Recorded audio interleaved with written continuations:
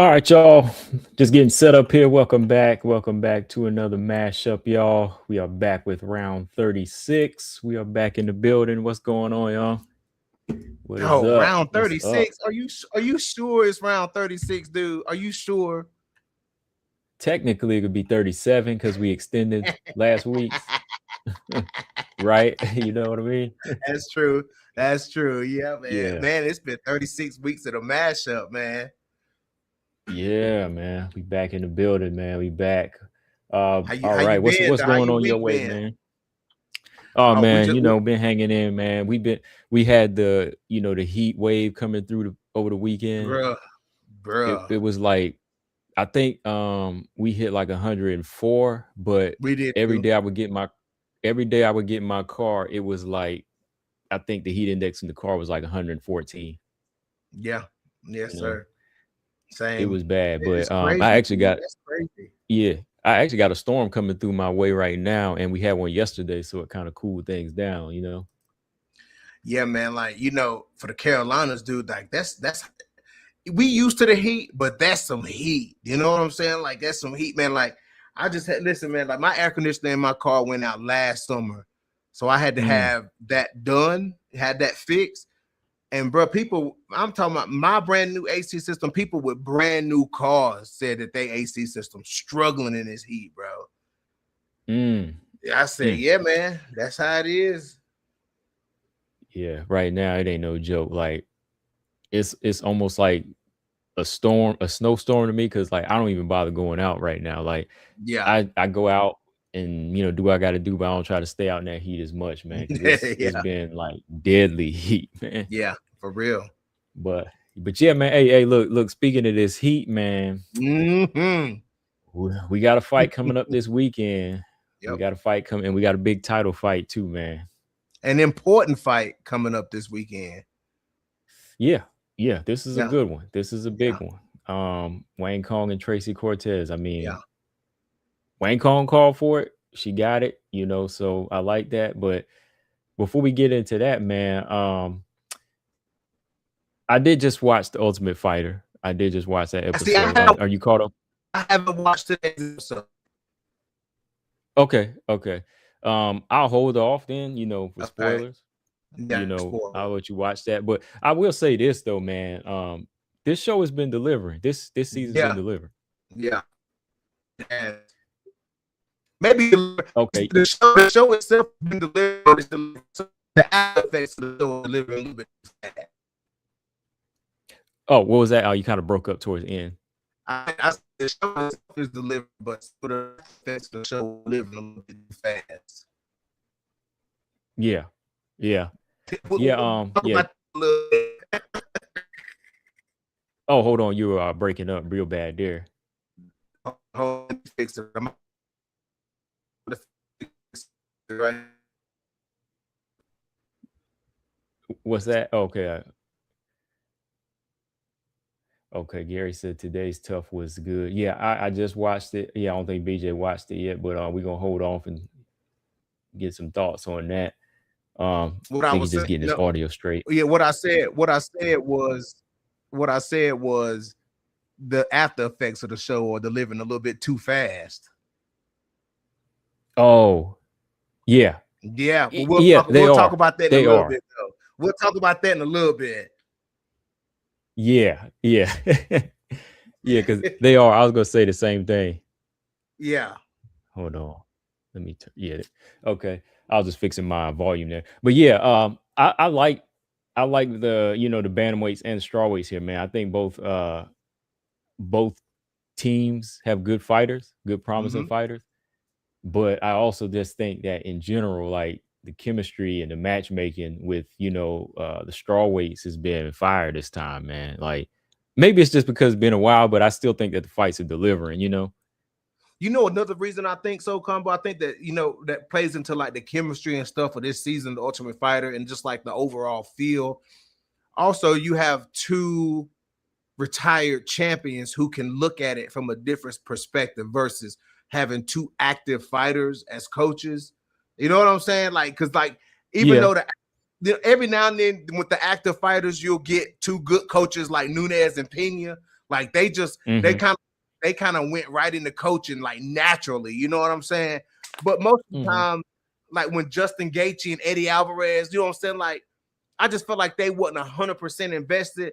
But see, this right here, like DC and Michael Bisping, they both know. Like they both know where the best fight's at, and they can employ some strategy behind the matchmaking. Like they got some trash talking. Like, so you know, I just like the whole vibe of it. You know what I'm saying? I understand DC making a check off the UFC. He's been the coach on the Ultimate Fighter like what 3 times now. You know what I'm saying? But he's a Yeah. damn good coach. He's a good coach. Yeah, you got both of these retired fighters that, they have more time to dedicate versus like, Yeah. the active fighters. Cause yeah, it was fun with the active fighters, but I could always kind of call who was not gonna be like fully invested. Like, look, it ain't no dig, but when you saw like Amanda being busy doing what she doing, it was like she wasn't giving her all as a coach. You know what I mean? Like even Right. Connor wasn't to me. Like Right. Pena was like to me, Pena was a better coach. Some it just comes naturally, but I thought some of the fighters that were just active, they didn't really have that. I don't know, they just didn't have that dynamic with some of the fighters, and it was like they were just there to kind of promote themselves, you know. You know who else was? You know what other set of active fighters were really good coaches was Joanna Young Jacek and Claudia Gadelha. They were good coaches. I thought Claudia was better. I did. I thought Claudia was better, but Joanna was And all right. Yeah, she Joanna, was okay. Yeah, she was okay. what? She was all right. She was okay. Yeah. Because she was up in there trying to start too much too. But I have to go back and look at that season with her. But I remember Claudia standing out more to me is just like a better coach. I don't know. Maybe I ain't seen it in a while. But that was just me. Yeah. What's up, Marcus Bell, Gary Baldwin? What's going on with Gary, y'all, man. man? Glad y'all here. From what you've seen so far, like who do you like have your eye on though? Like as far as fights, I know we still got one more spot. We got one more Yeah. spot. Yeah, I which is like Mac Gigi. Judo. You Other like than Mac GG? Judo, yeah. Other than Mac Judo, because of course I root for Mac Judo. But other than Yeah. her, I like Gigi Canuto. Yeah, I like Gigi. Okay. Yeah. Mac, that's still my top dog right there. But Yeah, I've been watching Tina Black for so long too, so Tina's still in there. But yeah, you really can't like take your eyes off Gigi when it comes to her yeah. fighting and just trash talk because she either going to be the type Mhm. of fighter you want to see win or the fighter people want to see lose. Yeah. So yeah, I mean she She's kind bringing of action too, polarizing. polarizing. Yeah, She be bringing it, man. yeah. So I I like her. like I like these strawweights. I do. I think whoever gets signed or whoever gets, even if they don't win, I think they're gonna be some good additions to they're gonna be needed additions to the strawweight division right now. Okay. Yeah. Yeah, I agree. Mm-hmm. They all seem to be pretty solid though. Like overall, they all Yeah. seem to be pretty solid. Yeah. And I think that's another thing that's got me like really intrigued with this season because they really did pick some good fighters. They picked, Mhm. they picked former champion, Yep. Invicta champion. They picked some undefeated fighters.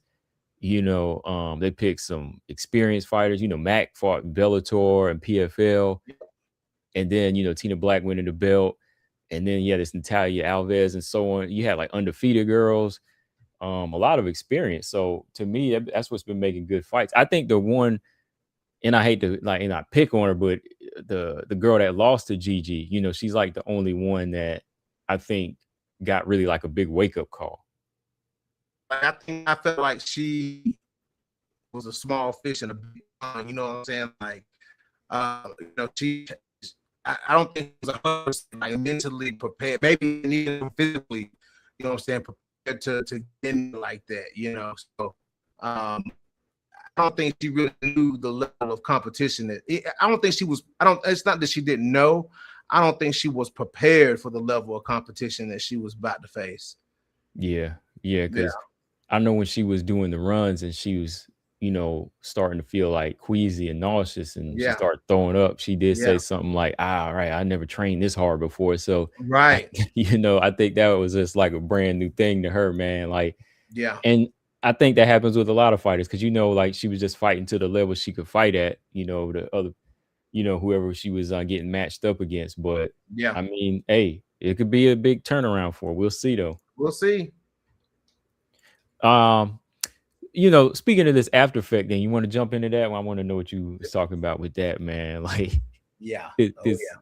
this, you know, quick, you know, announcement thing, man. Like Crazy stuff. Crazy stuff.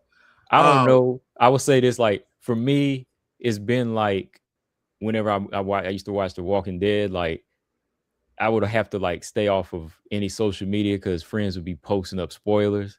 So I kind of been having to do that with IG. Yeah. You talking about as far as this fight they got made with Melissa? Yeah. Yeah. Yeah. That came across well, actually it didn't come, it came across that something was going on with the Deanna Barbosa fight. So when I seen that, I clicked on it and it was like Deanna, you know, that Veronica Hardy. As soon as I seen Veronica Hardy out, that's as far as I got on the post. So I jumped over to Instagram because that was on Twitter. I jumped over to Instagram to Veronica Hardy's Instagram and I seen the injury. And I'm like, well, damn. You know what I'm saying? Like, you know what I'm saying? Damn. So then I'm like, okay, let me go back to this Deanna Barbosa fight and see if the fight's off or is the then. Oh, I lost you there, BJ.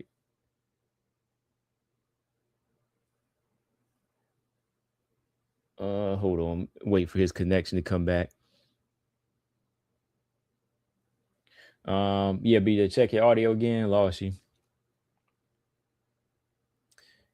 In the meantime, yeah, I'll see Gary. He said I think a majority of the fighters are getting signed. And you can't miss with getting them signed. Marcus said and has no business fighting bar. No, not really. That's what we about to go into. BJ just fixing that audio. Yeah, I'm give you a second here, B. Hold on. Let me just text and make sure he just switched. Okay, he just exiting and coming right back in.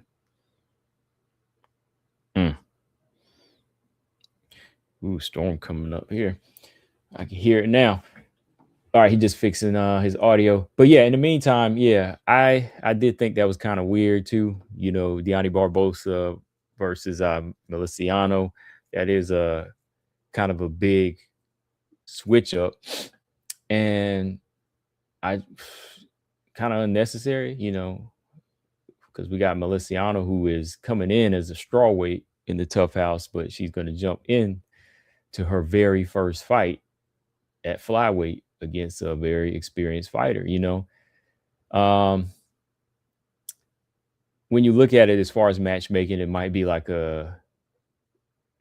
not physically, but it's kind of similar to the Manon Tabitha Ricci situation almost, right? Because Tabitha Ricci, that was her first fight into the UFC, but she was smaller. But I'll let BJ continue. Bro, I don't know what bro. I swear it's the heat, bro. I don't know why it does that, but I think I need to get a new internet provider. I really do, bro. Like I'm not even joking, because it just be like sometimes, like some days it work fine, some days it don't.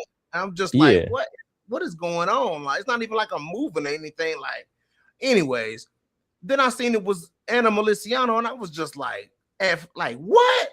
You telling me there wasn't no other flyweights that could fight Deanna Barbosa?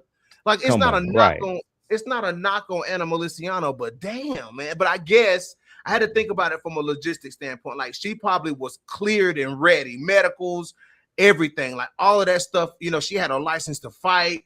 Like, you know, everything was probably just ready to go for her. So they was like, hey, we need a short notice replacement. You want this? Like, let's go, let's do this. So I kind of get why, but it's like, but was she really your only choice? Uh-oh. Losing you again. Bro, go ahead and talk, bro. I'll be back. Okay. Yeah, I definitely agree with that part where you're saying like it could have been a situation where it was like a last minute hustle because I'm gonna Yeah, pull up. yeah, Let me pull up the date of the card. That'll explain something because the card yeah. is Let's July look. Yeah, 11th. yeah. Let's look Okay, at that and see. okay, so the card is July 11th. So maybe they ran through their Rolodex of flyweights to see who was ready and cleared in the next 2 weeks, and Okay, okay. 2 weeks. I Okay. I still kind of find that weird, like because you usually see these girls saying, "Hey, I'm ready." Somebody, Yeah, call yeah. me. Hey, Chikagan. You know what I mean? Like anybody. Chikagian, yeah. Where was Yeah, where Chikagian? Yeah, like thank you, combo. Like I couldn't right. put my finger on somebody who really could have took the fight, and then Mm-hmm. you said it, Chikagian. Where Chuk been hollering she want to fight? Like what's up? Because I told you like a couple months ago when I dropped that question, she was like, "I'm just waiting on Mick Maynard to call or somebody." Yeah, She said, "I'm waiting on one of them, to call to and that would have been a great fight to get Chuk back in the field of things. Is Deontay Barbosa, an unranked fighter? Like why not? right somebody on familiar grounds versus trying to." I won't say trying to wreck somebody, but the potential to wreck, somebody just coming in, 6-1, and Right. Melisano, and yeah, like we ain't taking a dig at her. It's just like we looking at a fighter with more experience here, and you jumping up another weight class. You jump up another weight class too. So And I that's just hope, crazy, man. I just That's hope that ain't crazy. gonna be a problem, man. And you know what? If they had the other fighters still doing their thing, man, like if Montana was still there or if Luana Carolina been acting right, Yep. her weight, I mean, we could have had some fights already made, We but could have had some fights made. Yeah, man. And that's crazy because like I said in my video about it, I work with a guy who used to train with Anna Meliciano. mm-hmm, And you know what I'm saying? Like, right before the tough season started, we had a conversation about him knowing her, etc. And then she lost. So we had another conversation about that. And then this happened. He was like, like he ecstatic. That's my friend. Like, I'm so excited for her. She's gonna wreck this girl. I said, bro, slow down. mm-hmm, I said, slow down, bro. Like I said, I understand that that's your friend.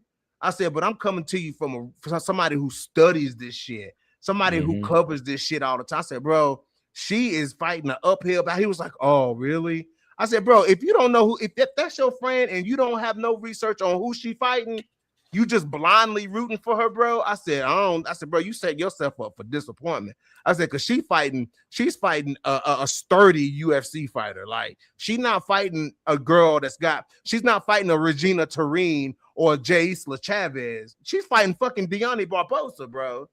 Yeah, Like, you know what I'm saying? Like, and solid. upper weight class, and she Yeah. can't grapple, Mm-hmm. bruh. This is this is a solid girl too. Deontay Yeah. Barbosa is solid. Like Yes. I'm talking on the ground and on the feet right now. But So combo, but Anna Meliciano is a deadly striker, though. oh, she's good. Yeah, she's Yeah, good. Like I've been, looking back at some of her footage, and she boxes too. So, but that first fight, man, I know she was saying that wasn't her, but she got outstruck by what's her name? The girl she got outstruck by. I can't remember the names. Hold on, yeah, because these names run together, man. Yep, Hold on, yep. and she's one of the big ones too. Oh man, what is her name? They didn't even I put can't remember. the I can't remember. because she's she grapples and she Yeah, was striking on Melisano. Hold on. the little shy acting girl. Yeah. Yeah. Dang, what was her name? I can't even pull it up right now. But while you keep going, I'll pull it up. No, man, but you know who Meliciano, like her frame and the way she stands and the way she strikes, who she reminds me of, though? Thank you, Gary. Melissa Amaya. Yeah. Melissa Amaya. Okay. She kind of reminds me of Irene Aldana, though. Oh, Melisano does? Yeah. She kind of okay. like the way she strikes, like the way she stands, kind of tall, stands kind of tall with a little hunch in her back, you know what I'm saying? And throws those straight punches and stuff. Like she kind of strikes like Irene, she kind of boxes like Irene Aldana, but I mean, I ain't saying she on the Irene Aldana level. I just said she just kind of reminiscent of Irene Aldana, but she I mean, she should have some sparks behind her going into getting this call and going into the UFC, man. So let's see what she gonna do, combo. That's all we can do. Yeah, you know, I'm rooting for her as far as just going in there pulling off some type of uh, moral victory, if you will. Yeah. Just to let the UFC know she's there. Like Fatima Klein took her first fight, fought Yep. Jasmine, and she Yep. fought a spirited fight. Right. You know, man, you know what? If Fatima Klein had a little bit more power and she was cracking Jasmine, she probably could have got her out of there, man. You know what I mean? So But one thing about Melisano is, yes, she lost round of the Ultimate Fighter. She's got two things working in her favor. You know what I'm saying? Like people who've lost that first round of the Ultimate Fighter, there's hope for them. I mean, look at Robertson. Robertson is fighting for a title.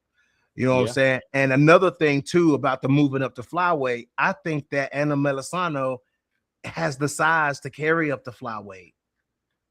yeah, I think she does, man, because she's a big, tall, strawweight. And I was like, man, like she looked like a flyweight. You know what I'm saying? Like in my opinion, I was looking at like, man, she could go up to flyweight, but just because she looked like she can go up to flyweight, I don't know how she gonna handle going up to flyweight. Because right, Deanna Barbosa is cutting down. yeah, because You know what I'm saying? So there's gonna be a difference.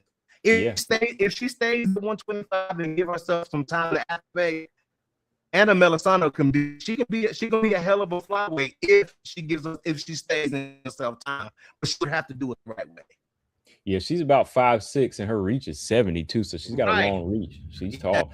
She's like, Yeah. I think JoJo's height was like 5'6". So yeah, she is eventually she'll probably move up to 125, and maybe that's why she took the fight, because she knew she could do it. Like, Right. Yeah. let me look at some of her fights. Let me see if she did fight at one. Has she fought at No, one? she never fought at 25. Nope. Never? Okay. Nope. Somebody asked me that in the comments of my video, and I had to go look. And I was like, nope, she ain't never fought at 25. Everything she's fought has been at flyweight. Now, mind you, she don't have this super long career. You know what I'm saying? Like, it wouldn't be too early for her to switch. You know what I'm saying? I mean, it wouldn't be too late for her to switch. You know what I'm saying? Like, it's not, you know what I'm Oh, saying? Like, she hey, don't. amateurs. In the amateurs, she did. Oh, she fought. Okay, she fought flyweight in amateur. Okay. Yeah, Okay. yeah. Yeah. Just in the amateur, but yeah, I think yeah. Oh wow. Oh okay. Hey, she her very first fight, she fought Shea Bowers. Oh, really? Oh wait a minute. So she fought Shea Bowers. Yeah, that was her very first fight. Was a flyweight fight. Okay. Her very first professional fight? Yeah, her very first professional fight was against Shea Bowers at flyweight. So, Did she win? oh come on now, that's Shea Bowers, man. No, I didn't. I must have missed that when I was looking it up. Yeah, and hey, Shea Bowers, she choked out like her first 5 opponents, man. Yeah. But hey, that's The dang on Bowers, boy. yeah, that's Bowers. You know what I mean? That's that's Shea Bowers. We're gonna have to do an episode where we dissecting this PFL flyweight division, bro.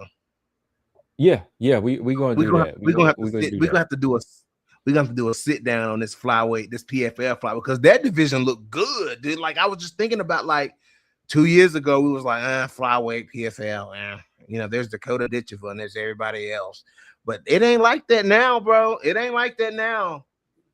No, like these last, 2 weeks ago, these 3 fights we had, man. Yeah. All finishes too. So shoot, what you call today, man, and we gonna do that episode where we talk about that, because I'm gonna go back through and look at these fighters, man, because the girls on the come up too, these are the ones we keep an eye on. Yeah. BJ, you thinking about getting an interview with old girl Anna, man? Like, you think you can get an interview her? You think I can, man? Hey, only way if you reach out. I think it might be too close to the fight, but I mean I could try to pull it off. Well, even if not this close to the fight, but you could. I'm gonna hit her up right after. How about that? I'm gonna hit her up right after. Yeah. As many times as these fighters have done interviews last minute. I mean, I'm sure she probably want to put it out there. Yeah. I've seen a bunch of them. Dude, go ahead. Sorry. Oh, you go ahead. Moonlight was asking a question in the comment. Oh no, go ahead. I was just gonna say I've seen a lot of them do interviews like within 2 weeks out from a fight. But this is close. This is real close. This is like within a week. So I mean, I might want to try to, I can try, man. I might can pull it off. I think so. I think so. I do need to go ahead and reach out to Bowers too. I was kind of slacking again. You know, I don't want to kill the momentum, but I will reach out probably this weekend or tomorrow. Marcus Bell said Jan has a fight booked with who? Yeah, Who Jan Moonlight said here is Yan he said Yan Zhana, is she still in the UFC roster? She's got a fight booked? Hold on. They said against Denise Gomes. I thought Denise Gomes was fighting Amanda. No, Amanda Lemos is fighting Thanar. Denise Gomes, who was she scheduled to fight? Because I ain't heard no Yan Xiaonan fight news. I haven't either. Let me look at Marcel. You know, you got to go to Marcel. Yeah, he got it hot off the press. Yeah, Denise Gomes ain't fought since end of last year. Marcel, I ain't seen no. Man, they spreading fake news. Who is that spread?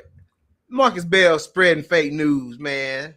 Yeah, I ain't see that. I ain't see that, man. Yeah, I ain't see that either, dog. You know, I like to get it from one of them sources. Mm-hmm. You know, them official sources. If I don't see it on one of them, I'm scared to say something about it. Yeah, I don't see no Yan Xiaonan fight news. So we'll keep her in the clip though.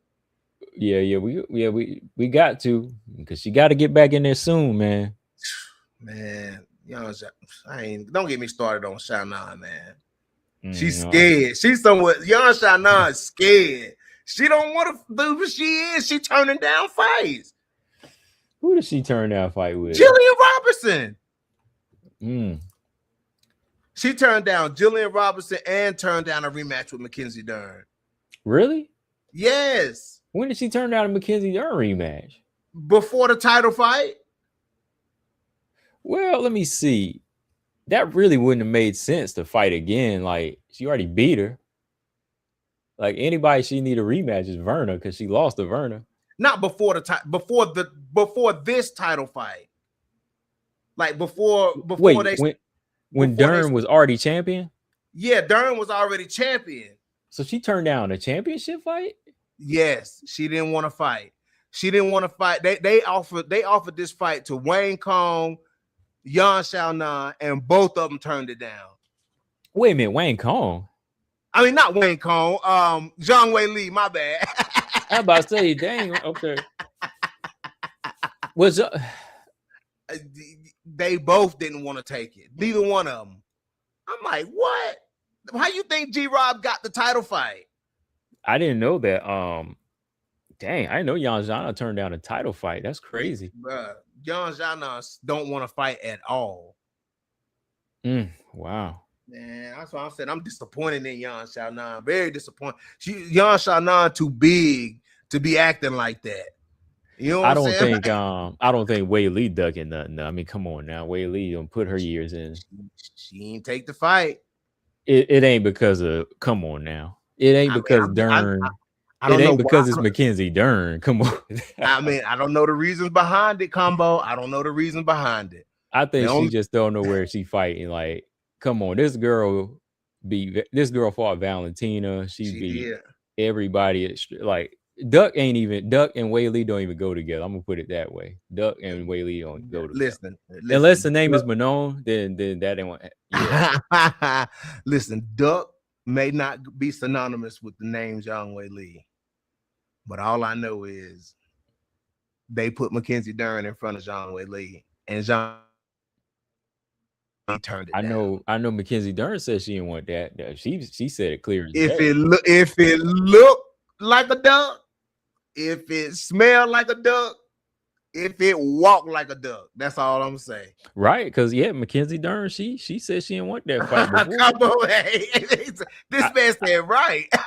Yeah, I heard it. Mackenzie Dern, clear as day. Clear as day said she didn't want that fight. He ain't never gonna let that go. He ain't never gonna let that go. Nah, clear as day, man. She made it clear as like somebody like Barbara did, you know. But yeah, I think Wei Li just chilling. Like, Wei Li might be about done, man. I think she might be done fighting. Damn, you think Wei Li done? If she is, that's good. I mean, we don't, I mean, I don't really see her getting the belt back and going back on the tear. Like at this point, I think she already done it, and we already know she can't do it at flyweight as long as Valentina's in charge. I just don't see it anymore. I think a big mistake that I don't want to see Whaley make. Shout out to my mom in the comment section, y'all. Y'all show some love to my mom. She's my Oh biggest yeah, supporter.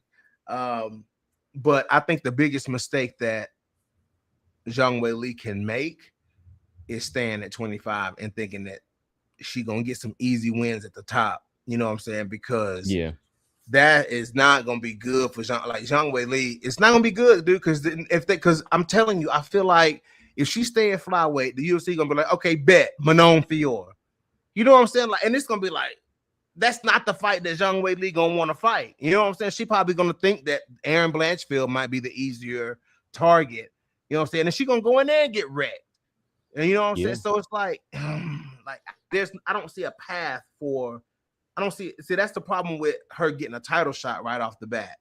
You know what I'm saying? Like, because where does she go? If she really wants to, if her heart is really telling her to stay at 25, where does she go? Instead of proving that she could beat all those girls and then fighting Valentina, maybe it could be different. Let's say if she would have fought not a Rose. She needs to stay away from Rose at all costs. You know what I'm saying? Like, let's say her first fight was Grasso. And she beat Grasso, you know what I'm saying? She beat Grasso, and then she goes in and beats a Manon Fior. Then maybe she would have been a little bit better against Valentina.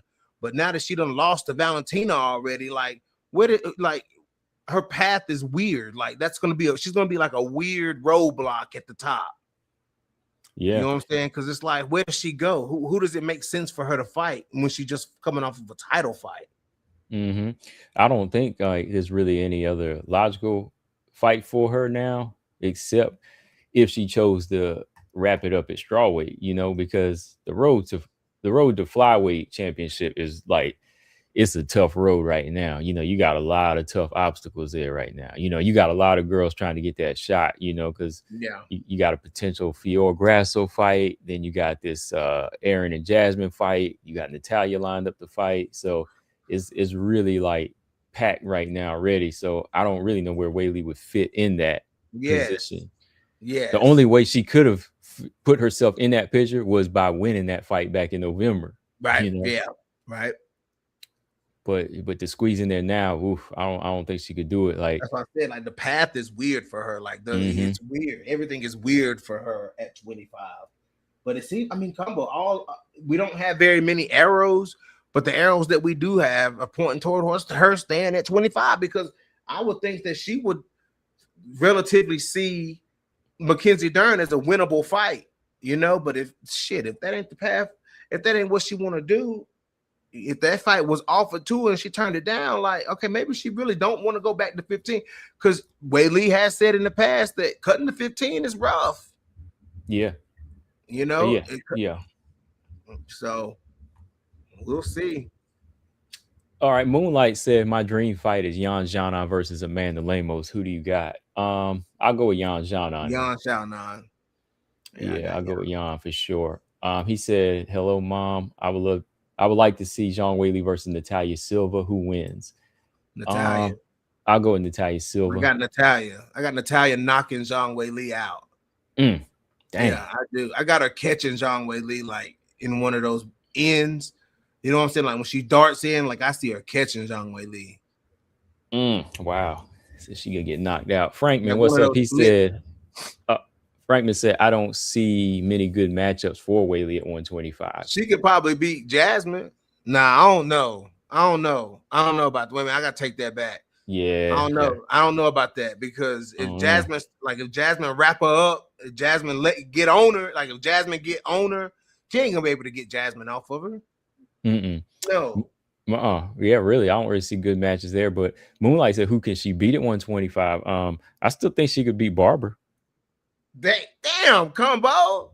Yeah. You think she can beat Macy? I think she'd beat Macy Barber. I don't know, man. I don't know. Whaley beat Macy. Whaley been in the fire many times. She been in fire many times. She ain't been hit with Macy Barber right hand though. shoot, she gonna handle that. You got to be able to hit something. You got to be able to hit something first. I don't know if Barbara gonna hit her with that. Hit with that thing. Grasso, she ate that punch for lunch, but she was like, "This ain't nothing." She did. Yeah, I would say, if you ask me, I think she could still beat. It's a possibility she could beat Rose at 125. It is a No, possibility. I no, think that's a no. possibility. But I would say, like, I could definitely see her beating Barber at that weight. Outside of that, the top 5 is I don't know. I don't know. I don't know, man. Rose looked good against Silva, dude. I don't know. Like Rose. She looked Rose all on right. paper, I'll say she looked okay. She looked okay. on paper, she lost that fight, but I had Rose winning that fight as I watched it, and I haven't watched it since. So I think maybe I need to go back and do a round by round on that one, because that was a close fight. Yeah. But Rose she's looked better, man. Like she's looked better her last couple of fights. I have to say, like, I'm hard on Rose at 25. You know what I'm saying? But she looked good. She looked good against Silva, I thought at least.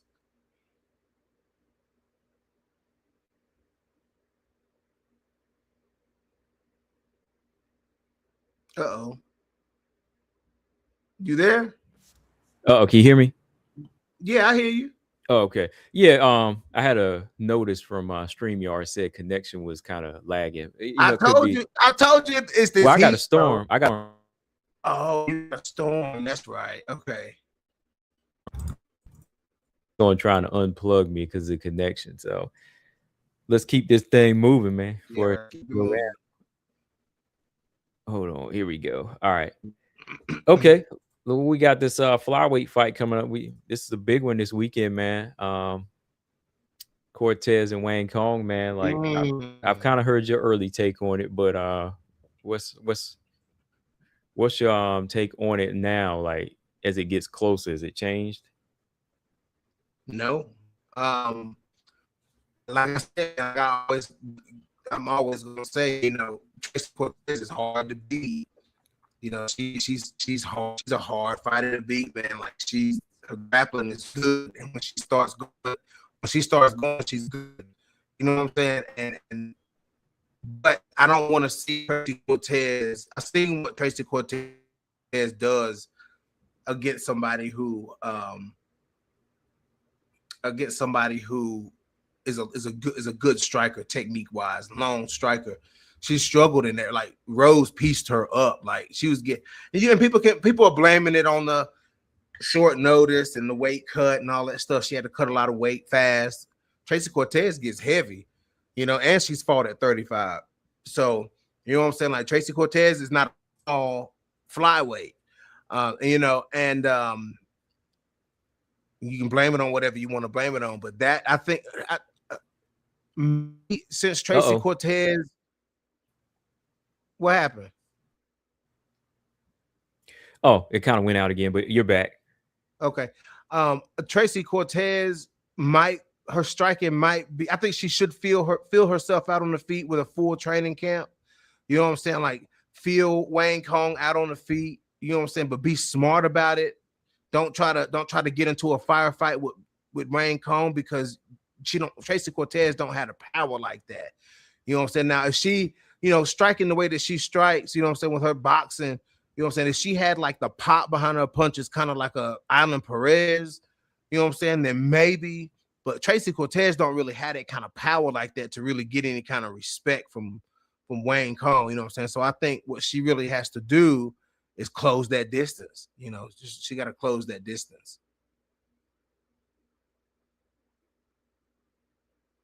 Uh-oh, my boy. And at least it's not my internet this time. Oh, my boy's struggling. It's okay. I'm going to hold it down for him, though. I'm going to hold it down for him. Can y'all still hear me, though? Can you at least still hear me?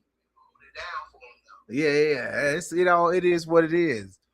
Let's talk about these comments. What y'all talking about? Liz bangs on Dakota. Ooh, that's a good one. That's a good fight. They protecting it. I agree with the protecting thing. Yeah, they're definitely protecting Dakota Ditchova from Liz Carmouche. They don't want her to fight Liz for some reason. I think they kind of waiting on Liz to get beat up.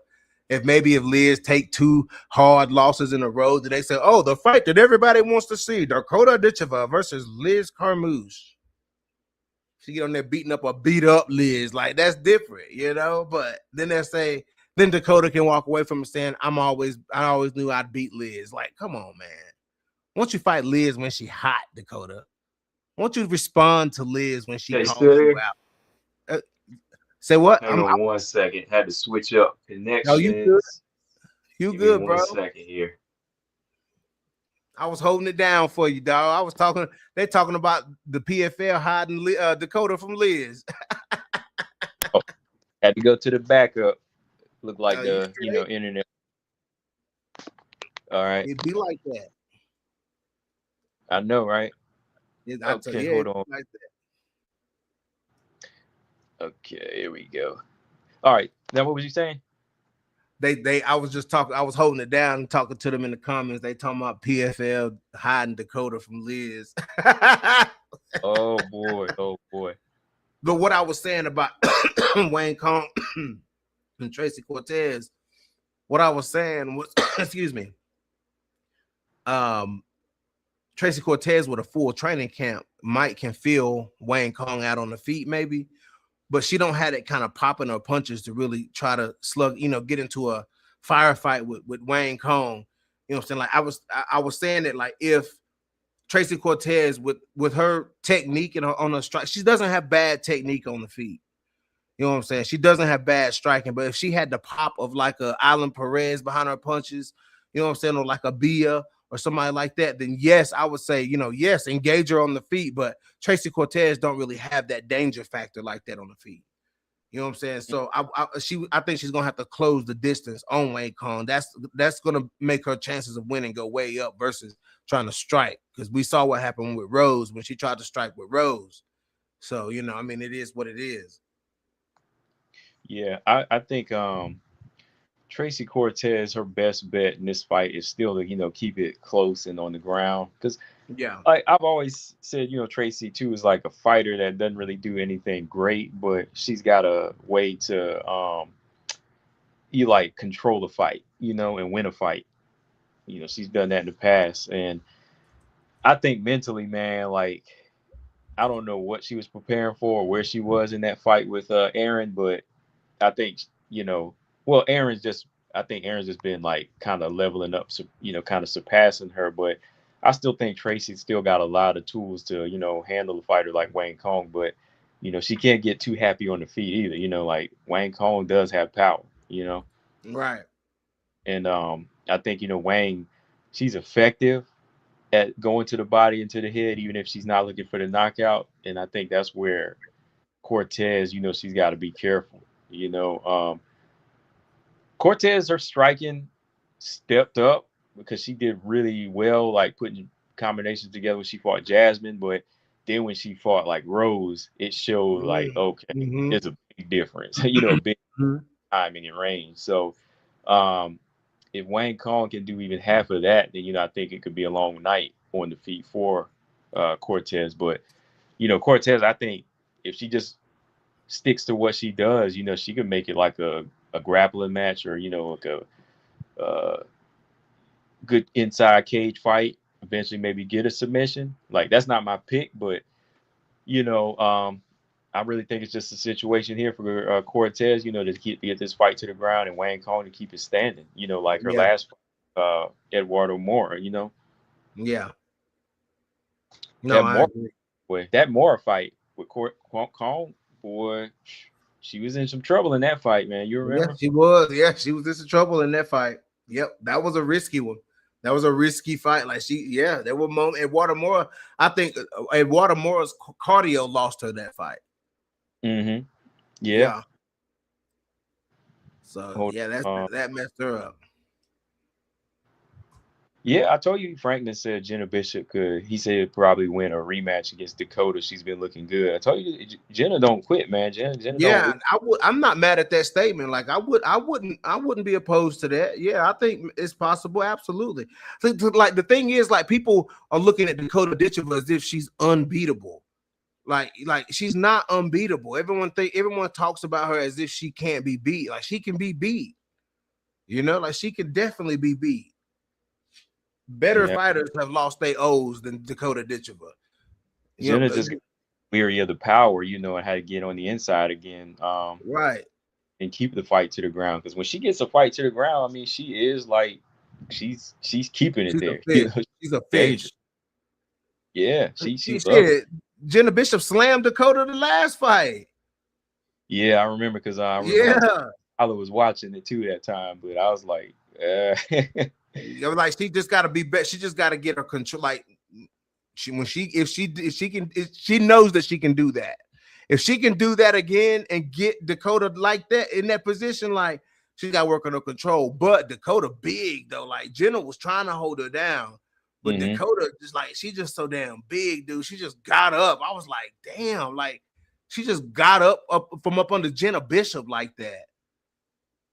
You know what I'm saying? Because Jenna had her wrapped up. Like even when Jenna slammed her and took her down, Jenna had her wrapped up, and she just got up.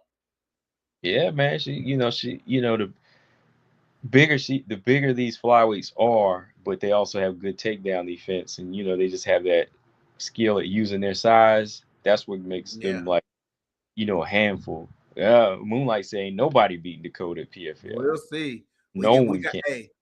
Hey, that may be true, but there's some standouts.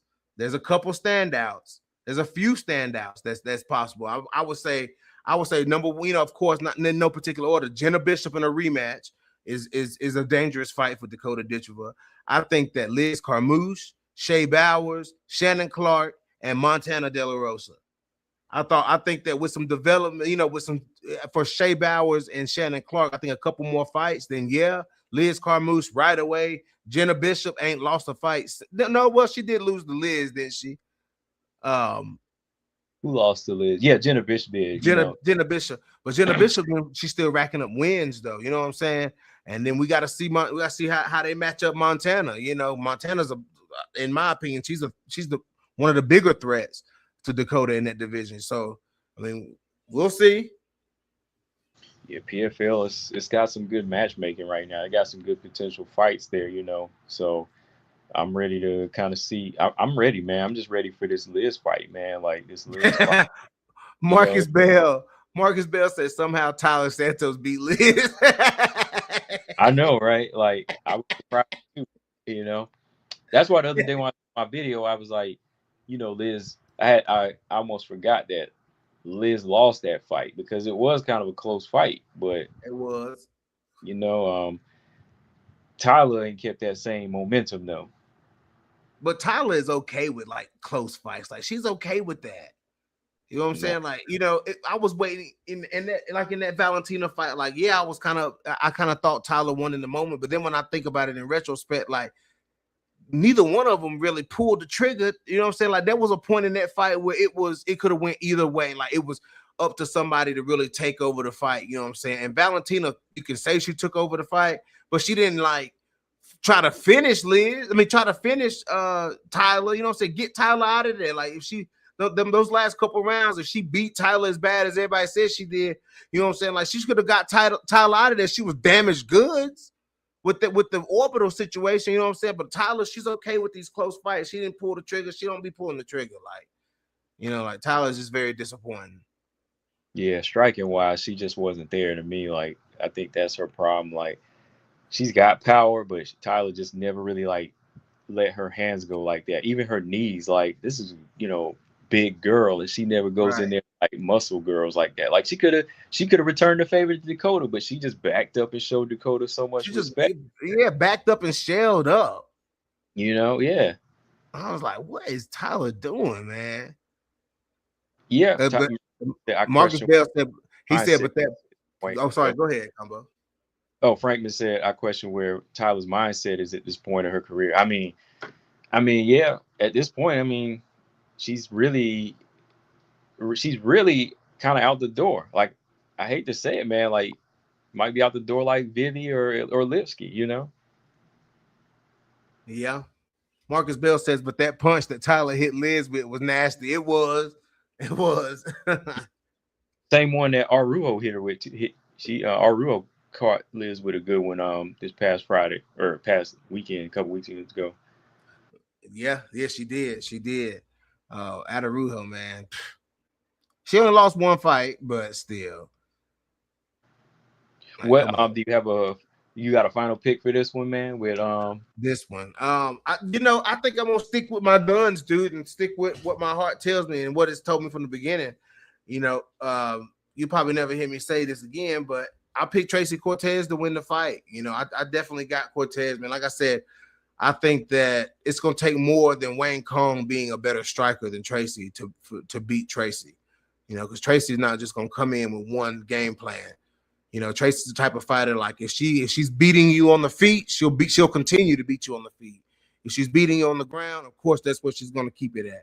You know what I'm saying? I think she has more ways and more paths to victory and more experience than Wang Kong in MMA. You know what I'm saying? okay, You know what I'm saying? I think her MMA and UFC experience is much better. Her fight IQ might be. I think her fight IQ is better. okay, yeah, Yeah. yeah, yeah. I think it is in some levels. I think that Cortez has shown that she's been better. I just think mentally, she ain't been like in it like she was when she first came into the game. Yeah. Like I don't know, like all this other drama she been having going on. Dating fighters and all of that. Maybe that's been her downfall, but that can send yourself crashing right down, Yeah. in this fight Yeah. game. So Yeah. she need to be focused. I do kind of lean towards Cortez in this one myself, because I know Wang's been calling for this fight, but sometimes, man, when you jump the gun and you worried about Valentina or Manon and you talking all this junk, that kind of will set you back. You know what I mean? Yeah, her problem is she's kind of looking past the people that she actually has to fight. Yeah. And that and you see how it snuck up on her before. So hopefully Wayne Kong has learned from that. Like, stop doing that. Like, and she didn't learn. She didn't learn from the Gabby fight. But Yeah. how she ranked above Fernandez? Well, I see kind of now, but how she been ranked above Gabriela Fernandez? I don't get that. I don't Yeah, get that. you know what I'm saying? It's like, come on, man. But Wayne Kong can win the fight. You know what I'm saying? If she can stop Tracy Cortez from taking her down and force Tracy Cortez to strike, you better be even in striking with Tracy Cortez. Like, you better make sure you pick and choose your shots wisely, because if you let Tracy Cortez, if she starts to build momentum on the feet, like Tracy Cortez, she'll stay there. You know what I'm saying? If she can land punches and build momentum on the feet, she'll stay there with you. And she hard to beat. She hard to put away. Like, it's hard to, it's hard. She's a hard fighter to beat. So, I mean, she's a hard fighter to beat. Yeah, hard fighter to beat. So, we'll see. Yeah, well, I'll since we don't get too many fights to call, I'll be on. I'm off this weekend, so I'll probably be on. Shoot, I might be on for the whole card. The card is good, man. The card is pretty The solid. card So, is good. The card is good. Yeah, yeah, the card is actually pretty good. for only a card with just one WMMA fight for us, it's still a pretty exciting card because Well, it's also the return of Conor McGregor too. So, yeah, and yeah, y'all with that going on, me and Taylor will be live Friday 7:30 p.m. yeah. Oh, hold up, you broke up there. What'd you say about Friday 7:30? Me and Taylor will live for the pre-fight. Okay, Taylor, y'all be live. So Okay, live on No don't Filter. miss Gotcha. Okay. Yeah, Frankman said Dakota has the best body. Yeah, I've always said that she got the best body work in the game. Like right now, like when it comes to punching girls to the gut, she's got that. She's proven that. Moonlight said Tyler doesn't turn the punches enough. She lacks fundamentals. Dakota knows how to turn her hips right. Yeah. Yeah, that's true too. But there's some girls now that bring. For one, there's a girl that match the size and physicality that are coming in. You know what I'm saying? So it's like, okay, and these are well-rounded girls. Shea Bowers and them, like these girls, Montana, you know what I'm saying? Shannon Clark, like, man, I like Shannon Clark. Combo, you might have put me on the Shannon Clark train. You know what I'm saying? But I like Shannon Clark. But they come in, they mean in business, dog. They coming in meaning business. And even even Tatiana Postanikova come in with a win. You know what I'm saying? Like she come in banging too. You know what I'm saying? So her and Montana is actually a good fight. Like that's actually a good fight because Postanikova ain't been beat yet. Well, So yeah, I she mean, might she's come up in there. undefeated. Yeah, she might come up in there and make a statement. Montana better Yeah, be ready for that action, boy. yeah, for real. Yeah, Yeah, yeah, you know what? Marcus said Tracy's been active this year. Like she has, right? Because yeah. well, the last couple years, because that Aaron fight was last year, but yeah, she's bouncing back with another fight. So this is the most active she's been in a while to come It back has. in Yeah, she took five, that six short notice. months. Yeah, she took that fight against she fought Jasmine and Rose, and then yeah. So yeah, did she fight Yeah, Jasmine before Rose? she fought. Yeah, she did. Right? I Do think y'all so. remember? Hold on, let me see. I gotta I'm gonna grab. check. I'm gonna grab my water right quick. I'll be right back. Okay, I'm gonna pull that up real quick. I'm just look back up here. Oh yeah, yeah. Well, yeah, Frankman. I was looking at your other question or statement. Frankman said he don't think Wade Lee could beat Rose at 125. Well, sometimes weight classes change and mentalities change too. So it's a possibility. Like if a fighter's mindset changes or the weight class changes, it's possible. But sometimes fighters have each other's numbers too. So it couldn't. Maybe not. All right, I'm back. Yeah, Um, okay, yeah. Frankman said before she beat Rose. Yeah, okay, before she fought Rose. Yeah, okay. Yeah, That's it what it was. was. It was the fight right before, and that you Mm-hmm. know what that made her striking look good too, because she was beating Jasmine in the She in the did. pocket. But Jasmine be letting these girls beat her up, dude. She do, man. Like I hate to say it, but she be letting girls piece her up. well, it's her style, man. Like Jasmine, she to give one, she got to take five. You know Yeah, what I mean? And that's a dangerous way to fight. Like Jasmine, she got to clean it up too, man, because she's if she go into the top five, every girl there now is a deadly striker. but the problem with my problem with Jasmine is not her style. Y'all know I like that style. The problem is like, and I always say this. Y'all know I always say this. I came up a Misha Tate fan. You know what I'm saying? So at least if Misha was fighting a better striker, if Misha land that right hand, she gonna land that right hand. Like you gonna know you've been hit. Like you gonna know Misha Tate cracked you with that right hand. You know what I'm saying? And but that's the thing about Jasmine. She ain't got that. Yeah. Like Jasmine you got the leads lack too of much technique. with her face. Yeah, go ahead. I said Jasmine leads too much with her face sometimes. Yeah, yeah. Like she ain't got that. She ain't got that pow that can hit somebody. You know what I'm saying? And but she's too willing to engage on the feet with people. Like stop being so willing to engage on the feet. That's my biggest knock on Jasmine. Yeah, Jasmine is the type of fighter right now. I think, man, like if she could just step up, like even her ability to keep range and just be solid with like her just kickboxing to go Yeah, back and forth with straight strikes and like low kicks, she could be a problem. She could be a big problem. Like I think she just gets so hung up on wanting to like dive in sometimes, and when she gets right, hit, she'll try to like you know prove that she can take the punch and go right after you. You know what I mean? But that doesn't right. that's not going to work against some of these bigger and stronger girls. Well, it didn't work. We already saw that. But I'm just saying like she's got to be careful. Yeah, Franklin said Aaron is going to straight for the wrestling against Jasmine. Ooh, you think so? Oh, absolutely not. Absolutely not. I No. actually think, yeah, I actually think the opposite. I think Aaron knows she's probably better on the feet. On the feet, yeah. Aaron knows she's a better striker than and Aaron been in Thailand too. Aaron Mm-hmm. knows she's a better striker than Jasmine. Yeah, Yeah, absolutely. I think, yeah, I don't think she'll want to. Only if she like drops Jasmine or something, she might go in for like a submission. But I think just like when she fought, I could see her going all the way back to Invicta when she fought Victoria Leonardo and she set up a head kick. You know what I Right. mean? Yeah. Like I Yeah. could see her going that route and just kind of like It, like she was doing to Tracy Cortez. She was like Mm-hmm. banging with Cortez a little bit. Mm-hmm. Mm-hmm. Mm-hmm. Until eventually, she got up in there and got the submission. So She I was, actually think, and this is crazy. She was banging with Andrade too. yeah, yeah, she been banging in some fights. Ain't that So crazy? Think about it. yeah. hmm User said, I feel like Blanchfield has that same Aaron problem Blanchfield was as banging. Jasmine. I, I don't. I think her striking is cleaner though, Mm, cleaner striking. But yeah, the defense, it's much better. yeah. The defense problem is on I both think he was sides though. talking about. I think he was talking about like the power thing I was saying about Misha Tate. Like Aaron don't have that kind of power, and she don't. She's not a powerful puncher, but she'll snap your head back though. Mm-hmm.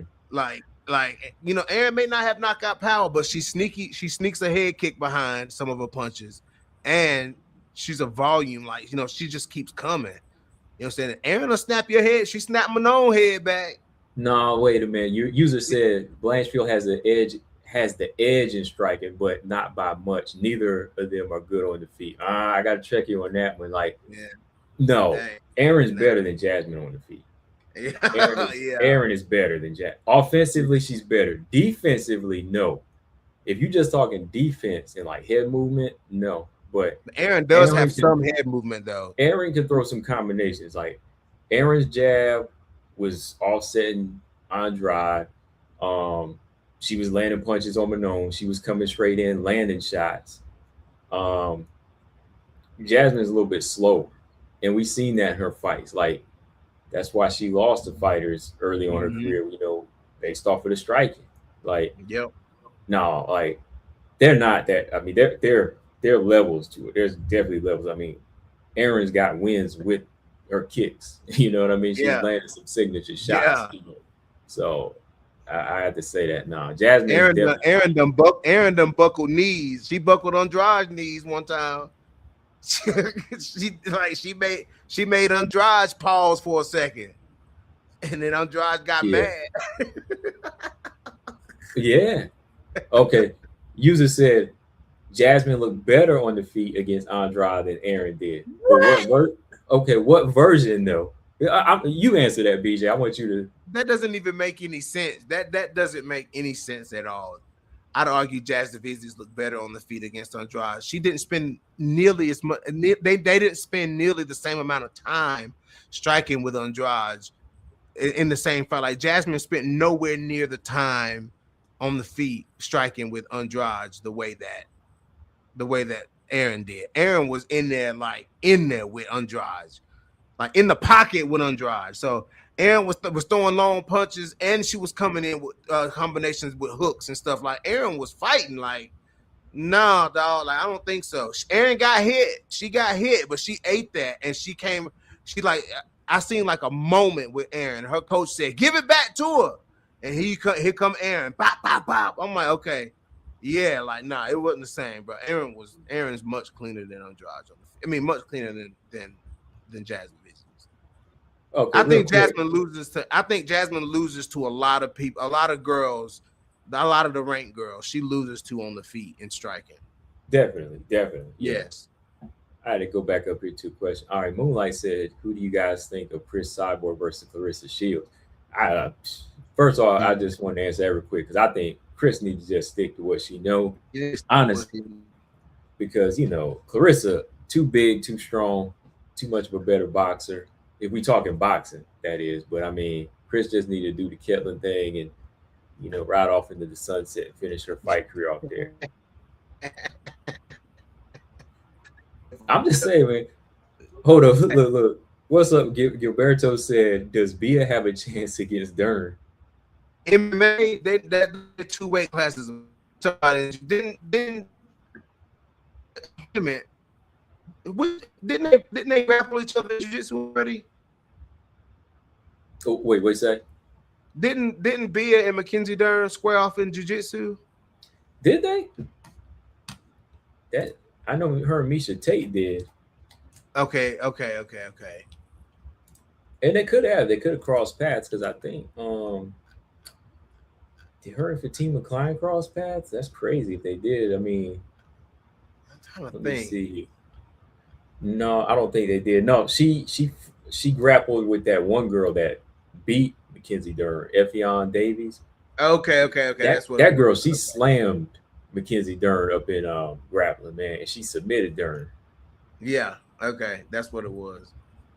Oh dang, Bia, she took out Jenna Bishop in grappling Yep. too. So She did. I'm about to say she beat Jenna Bishop. Yep. Juju, boy. Oh wow, okay, yeah. Bia beat Juju. She beat Jenna Bishop. Yeah, she in grappling. She's something now. Yeah. Yeah. Hold on. Where were we at with the user account? Where he at? Because I know he was. And I'm just saying he up here. He making a conversation out of this. So He said Blanchfield just has a better chin with more output. better chin output. I And think she has a better chin, but right before, yeah, oh, what'd you say? right before that, he said Blanchfield got caught by Andrade in one of the first exchanges. I don't recall Andrade hitting Jasmine Visits once. Well, Aaron got caught by Andrade later on. It wasn't in one of the first exchanges because Andrade got off. Aaron got off first on Andrade. But in the thick of the fight, Aaron got caught. It wasn't at the beginning. No, Aaron was in there Aaron was the more successful striker in the exchanges with Andrade. Andrade had one big punch where she was dependent on that punch and it didn't knock Aaron out. You know what I'm saying? So, and Aaron just kept coming and then Andrade got overwhelmed. You know what I'm saying? I mean, it was just it wasn't back and forth. Like Aaron was winning the exchanges clearly with Andrade. And I think you said it too once, right? When you was watching the Jasmine Andrade fight, you said you thought Jasmine looked a little tentative still, right? Was that you? Yes, it looked like she wanted to. It looked like that was like some of the cleanest striking I've seen from Jasmine. Like it looked like she had just come back from Thailand right before that fight. So I was looking for the improvements in her stand up. And she looked like but she still looked kind of tentative. Like she looked like she wasn't sure how hard she wanted to land the punches because she was landing the punches. She was landing punches against Andrade, but they had nothing behind them. Like, and I was like, she's just like she pulling her punches a little bit. Like I want to see Jasmine follow through with those punches like somebody like Aaron does or like Casey O'Neill does. Honk. Like, you know what I'm saying? Like the way they follow through with the shot, you know what I'm saying? The punch through their opponent. And like Jasmine just seemed like she was kind of placing the punches. Like she wasn't turning Andrade's head with the punches versus Aaron Blanchfield was snapping Andrade's head back. Like there's a difference, bro. User said you need to rewatch that fight. He said Andrade caught Blanchfield clean in one of the first exchanges. She did, right? No, even if she did, she still, for every one that she hit Aaron clean with, she got hit with 5 clean ones from Aaron. Like, so what are we talking about? Like, what are we? Are we just talking about 2 moments that Andrade had in a fight that she got outworked and finished in? Like, I mean, think about what Aaron Blanchfield did. She overwhelmed her and finished her. Like, bro, that fight was not close or competitive. At all. Yeah, Moonlight said Aaron has heart. Yeah, she's got a heart and she got a good chin too. But that's why I keep saying too is that you don't want to keep proving you have a good chin. Like I do want to see both fighters get their defense up. Because when you fight a better striker like Natalia Manon, we know how it's going to look. We know how to look. You get taken apart. Johnny said I can't remember the last fight Manon stopped. Well, yeah, she stopped.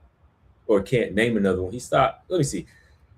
Victoria Leonardo, she stopped before Wang Kong, and she stopped, of course, Ricci. Tabitha Ricci. Yeah, and she stopped Jasmine. Yeah.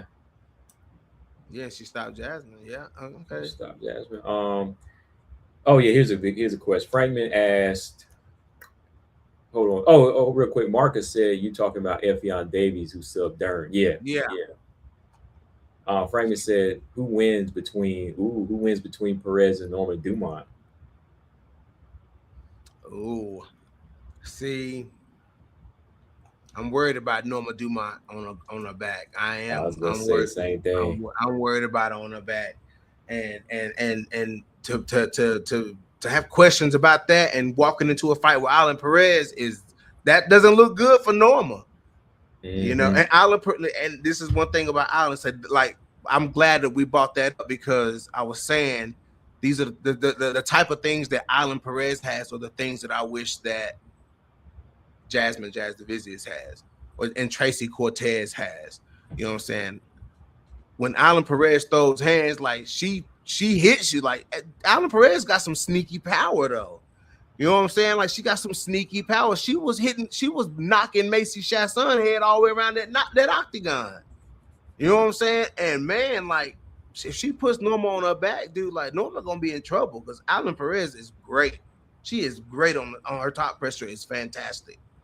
You know what I'm saying? Like, she's when she gets you down to the ground, like, you're kind of in her world. You know what I'm saying? So, you know, and we seen how Ketlin made Norma look, and I'm like, it was just Ketlin who don't pull the trigger. Yeah, Norma, to me, one of her things that I've always said in the past was her, not going in and decisively win. Well, that's what she decisively wins a fight, but she won't go in and dominate a fight. That's my thing. Like, I think her thing in the past that I've always kind of questioned was like, why won't she go straight out and go for the kill? I know she has that power if she sits on her punches, but to me, it's like she just kind of sits back and she'll just do enough to win each round. But it's kind of been an issue in several of her fights, where she'll go in and do enough, but somebody in there might just go in there and start taking it down and just controlling her, and she would just be stuck on her back. Like, she kind of got gifted in that fight against Ketlin Vieira, because Ketlin was outworking her in some areas. Yeah, she was kind of sitting back. So I'm not seeing Norma do enough anymore, like, to make me think that she could just go in and dominate Eileen Perez. Eileen Perez has a good chance to win that fight. I actually think Jocelyn Edwards has a better chance to beat Eileen Perez in a rematch than Norma would right now. I don't know, dog. I don't know, man. Because that first fight was not. What close. you think Norma has a better chance to beat her than Jocelyn does? I think it's the same. I'll say Jocelyn has a better chance. I think Jocelyn has a better chance because she won't spend as much time like on the back foot, out of range. But Island beat her decisively the first time. Did she though? Yeah, she did, dude.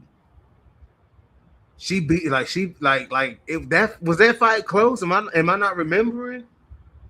I remember there were some close takedowns. I know they were taking each other down in that fight. Like, let me pull up the takedown stats here real quick, because if I remember, I know there was a couple rolls in there where both of them were, taking each other. I can't remember if it was the second or third round. I did kind of walk away in that one, definitely disappointed in Perez too, as far as not striking enough. So, hold on, let me see. Jocelyn Edwards, Eileen Perez. What are they talking about in the chat, man? PJ said, "Oh, that was you." You said Aaron Wood Maverick. Yeah, she won that fight. I was torn in that fight because you know me, I like both fighters, but no, he was trying to say that Aaron Blanchfield ain't fought no big strong wrestler. I said, okay, she fought Miranda Maverick. I mean, you know what I'm saying? Like, Miranda Maverick is strong and grapples, you know what I'm saying? So the grappling exchanges in that fight were pretty good too. Like, there was a couple of times like she almost got Miranda submitted, but Miranda was breaking out of him, Yeah, she was. Yeah, those were some good rounds too. Clostrom said, "Can you all respond to my Tyler comment? Can you pull his Tyler comment up? I'm looking for that stat thing." Okay, let me scroll up and look. Tyler. Let me go back up. Colostrum said that. So y'all lucky. Y'all got Tyler. Some YouTubers on here that like the sport of WMMA. That'll do that. Right, for real. Okay, he said What are y'all thoughts on Aaron not being able to take Tyler down? Jazz is around the same size as Tyler, but a better wrestler grappler than Tyler. Yeah, that's an advantage. That's an advantage that Aaron's going to have to. Jasmine's going to have to use. Aaron is short. You know what I'm saying? So sometimes it's harder for her to get the leverage on these bigger girls like that. You know what I'm saying? So we saw it against Manon. We saw it against Tyler. She couldn't get Tyler down. You know what I'm saying? Like the biggest threat for grapplers is another grappler. People be thinking that the biggest threats for these grapplers be strikers, and I be trying to tell y'all that that's not the problem. That's not the biggest threats for these grapplers. The biggest threat for the grapplers is another grappler. You know what I'm saying? Somebody who can stop your takedown, somebody who can counter wrestle you when you go to take them down. You know what I'm saying? Like those are the ones that's gonna cause you problems. You know what I'm saying? People with good take, not necessarily grappler, but people with good takedown defense. Like that's where you struggle. You know what I'm saying? Look at Manon. Manon's not the best grappler, but look at how she stopped. Look how she stopped Aaron's repeated takedown attempts against her. You know what I'm saying? Forcing Aaron to stand and trade with her where Manon knew she would have the advantage. That was smart by Manon Fior. That's good strategy by Manon to win that fight. You know what I'm saying? So it's the same thing. Same thing. Johnny says Aaron's going to finish Jasmine by TKO. Aaron's going to finish Jasmine. I'm kind of thinking that's possible too, though, man. Yeah, I mean that's very possible. Yeah, that's possible. Oh dang, man. They got Eileen Perez with 6 takedowns and Jocelyn had none. Dang. I'm looking. Let me see. Okay, well, one submission attempt was from Jocelyn in that fight, so it must have been that reversal, if I remember. Yeah. Okay. Yeah, I'm looking. Now on strike numbers, total strikes landed 130 for Jocelyn and 68 for Eileen Perez. Strikes, really? So I don't know. Franklin said Alexa versus Manon is the hardest fight to call at the moment. Yeah, that's one reason I want to see it. That's a good fight. That's a fight that would, if whoever can starts the other in that fight or just straight dominate the other in that fight could argue another title shot for either one of them. But who you talking about? Oh, Alexa Manon. Okay. Yeah, if whoever could like get a victory over the other, that would argue for another title fight there for him. But if Aaron goes in there and beats Jasmine, she could be like, yo, I won 3 in a row. Let me get mine. Yeah. And me being trying to be fair here because I want to see a new look too. And, Aaron working hard. I might say, hey, Aaron, you get your shot. You know what I mean? Like that's there's no denying if she goes ahead and whoops Jasmine. There's no denying she gets her shot. Aaron gets her shot. Aaron gets her whoops shot. Jasmine. Yeah. Of course, after Natalya though. After Natalya. That's after However, I mean after Natalya. That fight still ain't booked. So however it play out. If whenever that fight's booked after, because you just can't have Natalya sitting on the boards rankings or the AI rankings at number 1 for no reason. Come on now. That fight need to go ahead and be booked. It's been done before. I don't think it will in this one. That's what I mean. I'm just saying that that fight ain't been booked, but we'll see. But I have seen Valentina training and I have seen Natalya still. Yeah, I've seen both of them training. So I'm just I think it's just there. I don't even think it got anything to do with the match because the match makes sense now. It's just the UFC with this booking, man. Like, yeah, I don't get it. Yeah, I don't know. Frank said, what's the hold up with Valentina and Natalya? I don't know. Now, when is Jasmine and Aaron? Jasmine and Aaron is on the card with DERN and Robertson, which is August 8th. Is that the weekend of the August, not the third weekend, August 20th or something? Hold on. I got it right here. August 15th. It's August 15th. It's on that card in Philly. That's a little over a month away. If we ain't heard nothing by then, and Jasmine, Aaron get out of this fight clean and calls Valentina out, you know what I'm saying? Like, listen, it's got to be a perfect storm. if by that time that fight come around and we still ain't had no title fight, now that's just a little bit over a month away, y'all. That's a month away. That's a month away. That's not a long time. That's 30 days away. Yeah. So if we have no title fight announcement in flyweight, and Aaron goes out here and starches and or beats Jasmine Jasudavicius, gets on the microphone and calls out Valentina Shevchenko or calls for the title, she give her shot. Give her shot. Because what's the hold up at that point? James Prez in the building? What's up, James? Hey, look. But yeah, give her a title. Look. Johnny said Valentina needs more time to train because she's 38 now. Nah, no, she don't. Stop it. When you get to that age, it's like it should already be second nature to me. Like, I think if you overtrain at that age, you could hurt yourself. So, right. I don't think she needs more time to train. Moonlight said, "Who has the best chance against Shevchenko?" Shoot. Well, everybody's been there and done that now. Except I think the best ones are still the ones at the top. Like, it would either be Manon building off of what she did the last time, or the fourth fight with Grasso. You know, she got put them brick hands to work again. You know. Great. But the question is, can she? You know, because that wrestling was something, man, in that third fight. Grasso might roll Valentina though. She might roll. She might roll again.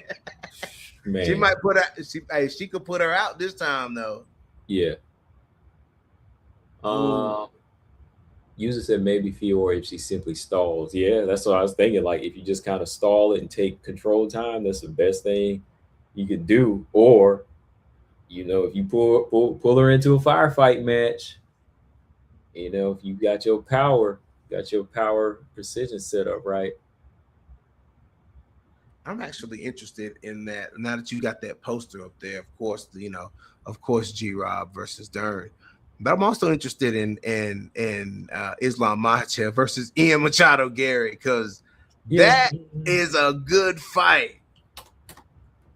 People sleeping on Ian, but Ian only lost to Shavkat Romanov, and they were both undefeated in that. We're going into that fight, so somebody had to lose, and it was by decision. Like, he didn't get stopped. So, and that was a good fight. You know what I'm saying? That was a good fight. I remember that fight vividly. Like Ian Machado Gary is about to give Islam Makhachev some hell. I'm just saying. I'm just putting that out there. Yeah, I mean, what? Let me see. What's the size difference between the two? Like, really, like Ian's much bigger. Yeah. But let me go back here. Let's see. Let me look it up. All right. Yeah. While you pull that up, I'm just pulling up UFC 329 for this weekend. Yeah, really, man. Like, shoot. Yeah, I might go live this Saturday for this card. I mean, for the prelims, you got some interesting fights. Early prelims. In the prelims, Cody Garbrandt. Yeah, dude. Okay, so you got Islam at 5'8", Ian Gary at 6'2". Dang. Ian Gary with a 74.5-inch reach, Islam Makhachev with a 70.5-inch reach. And he be finding ways to win too. Like, yeah, that's what I'm saying. Ian, yeah, he does. That boy Ian can fight. Because he did beat what's his name, Carlos Prates, right? Carlos Prates, yeah. Yeah, he did. Yeah. And he beat old dude. What's his name? I know he beat Michael Venom Page, but what's the other guy's name? Dang, he's been out for a while now. The other Russian, whatever he is, wrestler. What is his name? Let me pull up Ian's resume here. Bilal Muhammad. Who? He just beat Bilal Muhammad. Not him, but no. That's right. He lost to Shavkat. That's right. He lost to Shavkat. That's his only loss. Yeah, he lost that fight. But other than that, I mean, his chance against Islam is there, man. Like, it's there. He's got a good record too, man. Like, he's got wins over Daniel Rodriguez, Neil Magny, Jeff Neal, Michael Venom Page, Carlos Prates, and former champion Bilal Muhammad. Like, Ian Gary got a solid ass resume. Mm-hmm. He does, man. Yeah. Ooh, man, wait, real quick. Johnny asked, who would you pick between Morales and Prates? I'm going to have to go Morales, man, but that's a banger. I'll tell you right now, somebody getting stopped in that fight. So yeah. I'm gonna go with Michael Morales though now, but I need that fight. Oh, dude, Carlos Prates and Michael Morales. Is that When is Michael Morales' next fight though, man? Like, what is he like a boogeyman or something? Anybody want to fight him? What's going on? now? Let's see.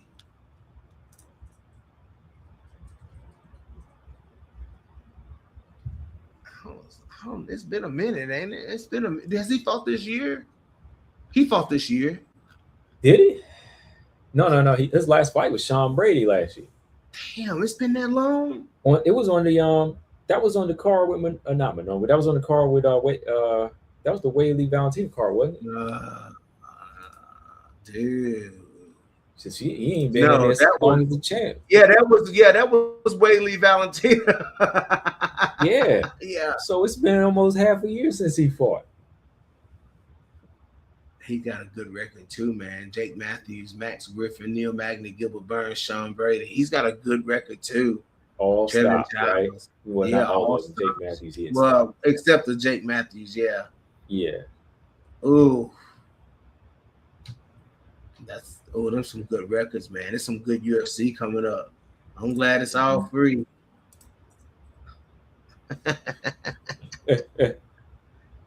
see. Let me look at Carlos Prates right quick. Let me just glance at Carlos Prates. Everybody's talking about that guy.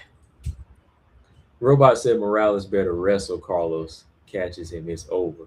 It could be the other way around, right? Oh, that dude got some deadly hands, boy.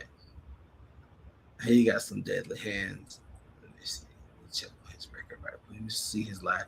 Okay, yeah. So his last loss was Ian Gary, and then Jeff Neal, Leon Edwards, Jack. So he got 2 wins over 2 former champions. So I mean, he's that's a fight. That's really the fight to make. Aren't they kind of talking about each other? Ain't they kind of talking to each other right now? Like a little banter back and forth. Who, Ian? No, I'm saying like ain't Prates and Morales kind of bantering back and forth about fighting right now?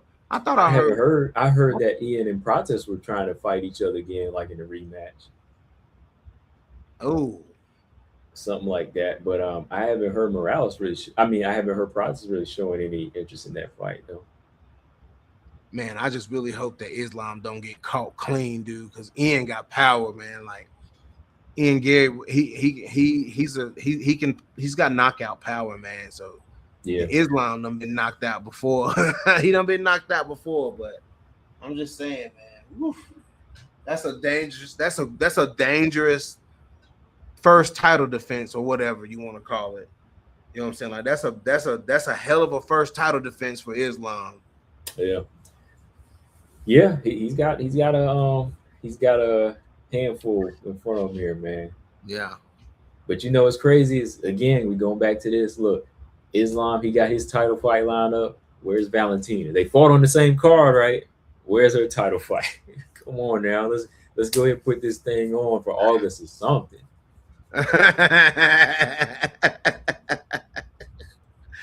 Yeah, man. Hey, Colossus says, "Come on, which I can't believe y'all haven't talked about the return from the dead, Jan versus Denise Gong." I haven't seen it. I ain't seen it, and we were just talking about that like an hour ago. So yeah, we was talking about it. We was on Jan about for a good minute. We were talking about her fighting, her not wanting to fight the title fight, whatever you said. Yeah. Yeah. But I ain't heard that. I mean, I ain't heard that fight. I thought originally. Yeah, combo. Yeah. Yan Xiaonan and Denise Gomes are scheduled to square off in the women's strawweight bout at UFC Fight Night 286, August 29th, 2026, at the Shanghai Indoor Stadium in Shanghai, China. Hold on. Okay. UFC Shanghai. Yeah. Yan Xiaonan versus Denise Gomes. Well, it's about time. Dude, I didn't see this. August 29th. Okay, there it is. There it is, yeah. There it is. That's happening. Wow. Well, I got Jan early pick here. Honestly, I think I got Jan. I know some of y'all thought Tabitha Reach was gonna go in there and beat Jan. I was like, nah. Now see, Burner, that's a different story. Burner and Rover beating Jan. I could, yeah, that happened. That was kind of because you know that style just made me say, okay, yeah, like I think Burner might get that. This one here, I early don't pick. know. I got Jan too. Early pick. Jan the combo. Jan the came out of high. We got Jan the fine. We flushed out Jan's y'all nine. Finally, man. About time, man. You want to defend that top 5 spot, man. Yeah. We found her. But let me ask you this though. Now that we got this other title fight up here, the DERN and Jillian Robertson fight. Like, how do you like Jillian's chances of actually landing some big shots on DERN and getting DERN's respect in this fight? At 0, because I'm not expecting that from Jillian Robertson.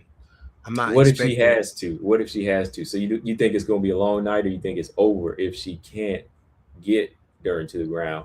I don't think it'll be over. I don't think it'll be over because Jillian is going to be prepared for that. She's going to be prepared to strike if she has to. You know what I'm saying? Her striking has gotten better. Like, you know what I'm saying? Like, it has gotten better. You know, and she is to the point where she has to stand and trade with you like she can. You know, she's still not a good striker. She's just not. But I'm not expecting Robertson to land a big punch out here. Like, I'm not looking for that. I'm not looking for it. You know, she's just gonna have to. There's one way that she can really earn her respect. She's got to earn it her way. Like, Jillian has to win. If she's gonna win this fight, she has to win it her way. This is not a fight where she needs to step out of the box and be something different that she hasn't been. No, she needs to do what got her to the game. You know what I'm saying? And she needs to do what's gonna get her the win.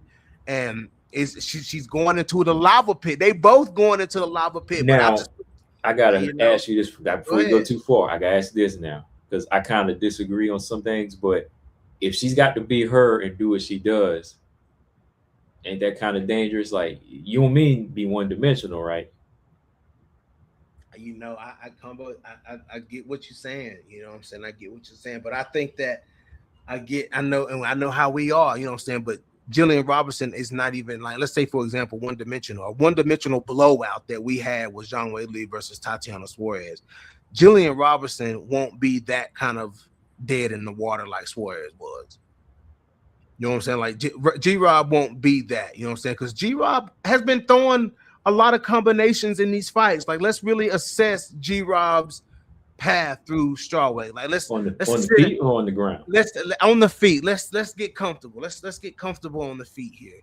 You know, send me some fights where I can see some combinations thrown. I'm not being funny. I'm just serious. Like, it'll help me out. When she fought, who was she?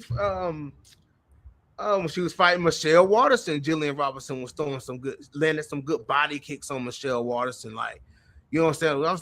I was like, okay, Jillian got a nice body kick. You know what I'm saying? Like, she was landing some good body kicks. I've seen Jillian flick head kicks. You know what I'm saying? Like, she started being whenever you could see the moment when she switched to goat shed because she became very kick heavy, throwing a lot of kicks, throwing a lot of calf kicks for one. You know what I'm saying? Then also throwing a lot of body kicks. You know what I'm saying? It's easy to think of Jillian Robertson as the same Jillian Robertson that she was at flyweight, who really didn't have that kind of striking. You know what I'm saying? Her striking has improved since her time at strawweight. You know what I'm saying? The fight with it's been a couple. I'm gonna have to go back and point them out to you, but I know for sure the Michelle Waterson fight, she was in there giving Michelle Waterson the business. You know what I'm saying? So, you know, we'll see. And then she bloodied up Tabitha Ricci. I gotta say, she did.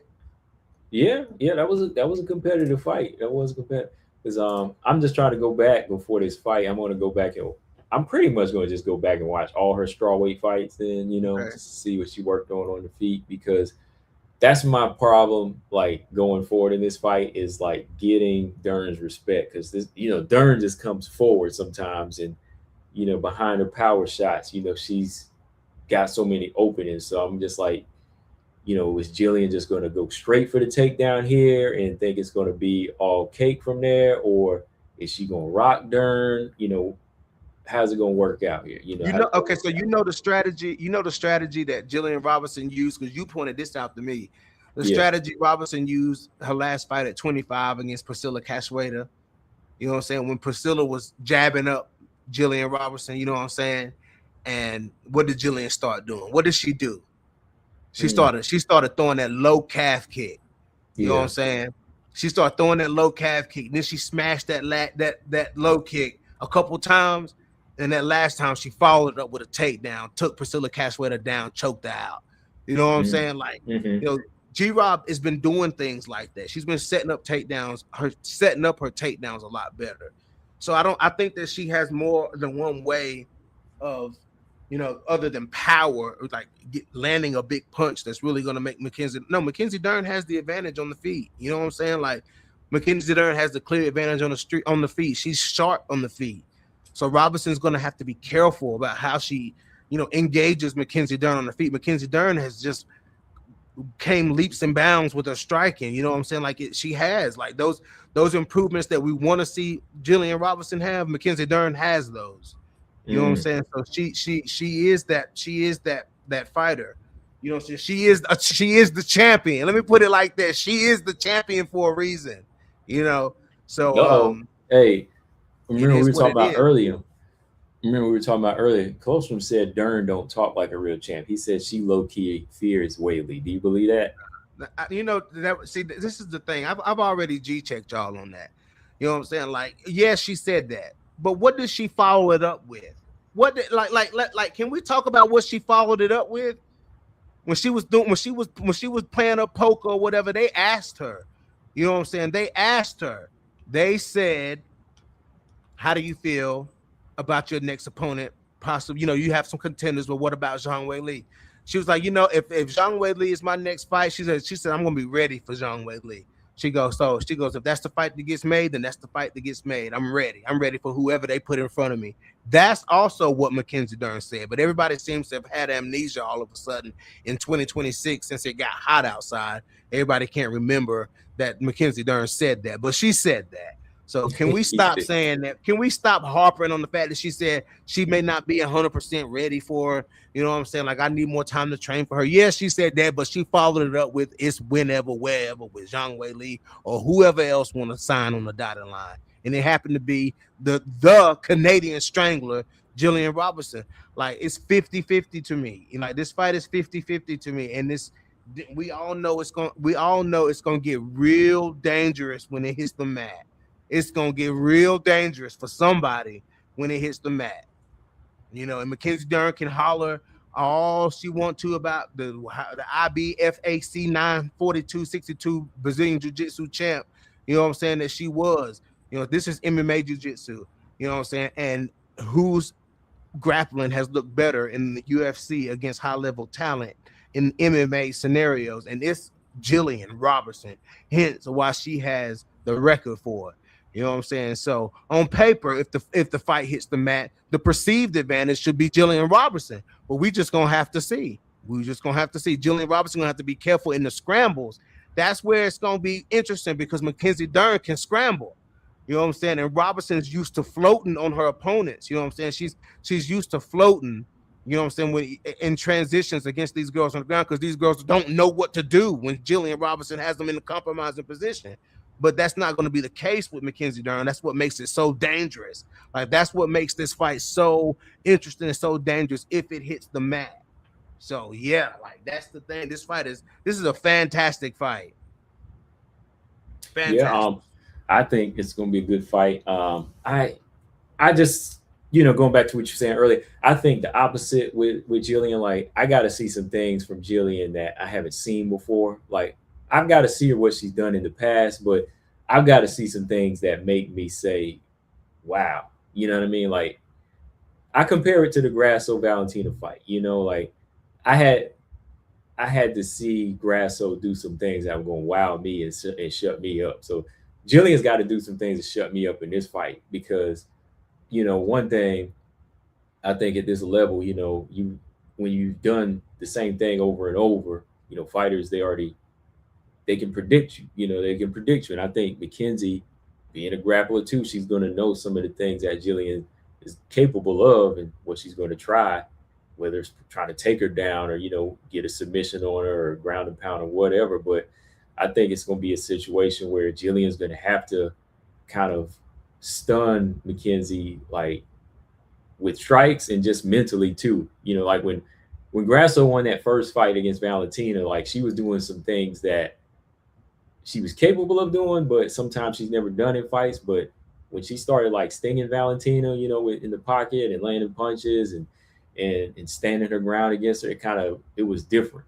Like Grasso's boxed before, but Grasso's mostly boxed from a range where she could just beat girls up and not really be in the pocket to take anything back. But when she started getting Valentina's respect on the feet, it took that element out of Valentina for a little bit, in that fight. So granted, Dern's not the same level of champion as Valentina, but still, like Jillian, to me, seeing her do something for so long, and that Dern could be capable of doing to her, like I just need to see Jillian kind of starts, going in there and kind of catching Dern early. You know what I mean? Like catching her early on the feet with strikes, using some angles. Because if she can submit her, take her down, she's that good. It's always going to be there too. She can always go back to that. But I just think it's going to be a fight where if you a champion or you champion level, you got to show some different levels, not just what we've seen in the past. Yeah. No, I agree with that too. It's a scrap for sure. It's a dog fight for sure. It can turn into a dog fight. I can see this as being like a lot of. I can see this, a lot of cage work. I can see a lot of ground and pound. Like, what I'm saying? Like, I can see these two. I can see a dog fight happening, dude. And I would love to see it, man. Like, because they both got that dog in her. They both got that dog, man. And it's when it comes down to locking that cage door, you know what I'm saying? You ain't gonna find. It's hard to find. It's hard to have two fighters who both got that two in a championship fight that both got that dog. Yeah. You know what I'm saying? And they got it. It's two big dogs coming in that octagon that night. Two big barks. So we're gonna see. Yeah. Colosseum brings up a good question. Who's physically stronger, Dern or Jillian? At strawweight, it's hard. That's a hard one, man. Like that's a hard one. I think who's more in control. I think Jillian is more in control of her movement than that's Dern. What I was gonna say. Like I think she's more in control, but I think naturally stronger is probably Mackenzie Dern. Yeah.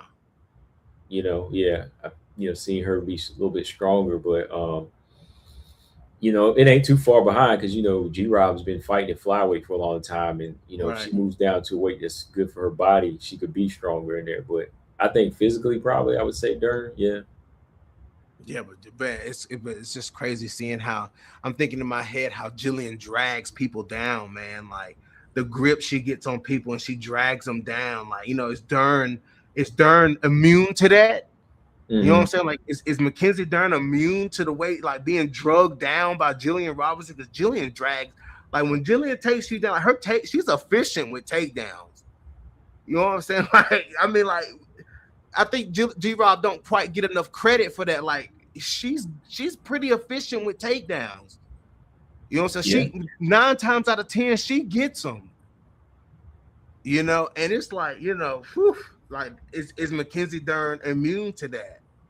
I know that I think that Mackenzie can take Jillian down. I've seen Jillian be taken down. Granted, she was taken down by bigger girls. You know what I'm saying? But I've seen her be taken down. You know what I'm saying? But Mackenzie Dern is not immune to being taken down by Jillian Robertson, in my opinion. No, she's not. Verna took her down multiple times. Right. So yeah, I know like Dern could be taken down. Like Dern has struggled in the past to get girls down, but she's been taken down because I think just because of her reckless mindset of always being on the ground. She's not like a striker that wants to stay on the feet, so I don't really think it's something she really works on. Like we mostly say strikers need to work on takedown defense, right? But grapplers that want to welcome the ground, she's probably not even in there working on that against some of these girls in their kind of slicker entries, Right. Some robots, man. I'm not even about to Hold, read that. hold that comment for a second. I see. I'm gonna read it though. I'm gonna read it though. But Paul said, I told Frankman that. See, Paul said Whaley smokes Rose in 2026. No, I'm not buying into that. He says, She 0, man. She 0-2 against Rose. Come on, man. at 115. At 150, and then yeah. I mean, look. Personally, I don't care about that rubber match because 0-2. The only rubber match we need. I'm gonna say this again. I don't care if anybody tell me to shut up. We need Rose versus Andrade. Why? Because that trilogy or rivalry is at 1-1. That makes more sense. Andrade Rose at 125, and then they both hang it up. And both hang it up after that. That's it. That makes more sense. Come on, Combo, man. That was, you remember that, man? Look, Rose got her nose broken. She still won that fight, the second fight. Yeah. That was a war, man. And the first fight was good. So why would you not want to see that again? But do you really want to see, Rose take down Whaley, hold her down for like 3 rounds? You know what I mean? Or if Whaley go in there and starts Rose, she beat her, but now she's still 1-2. It don't make any sense. Right. Yeah.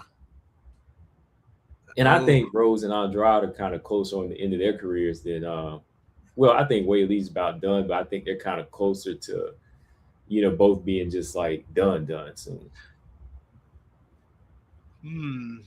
Yeah, I would say for sure for Andrade, but I think Rose got some time left at 125 for sure. I do. I think she does. Like, cause I think it in fights. Put it in fights. How many fights? Maybe I say total fights left in Rose's career.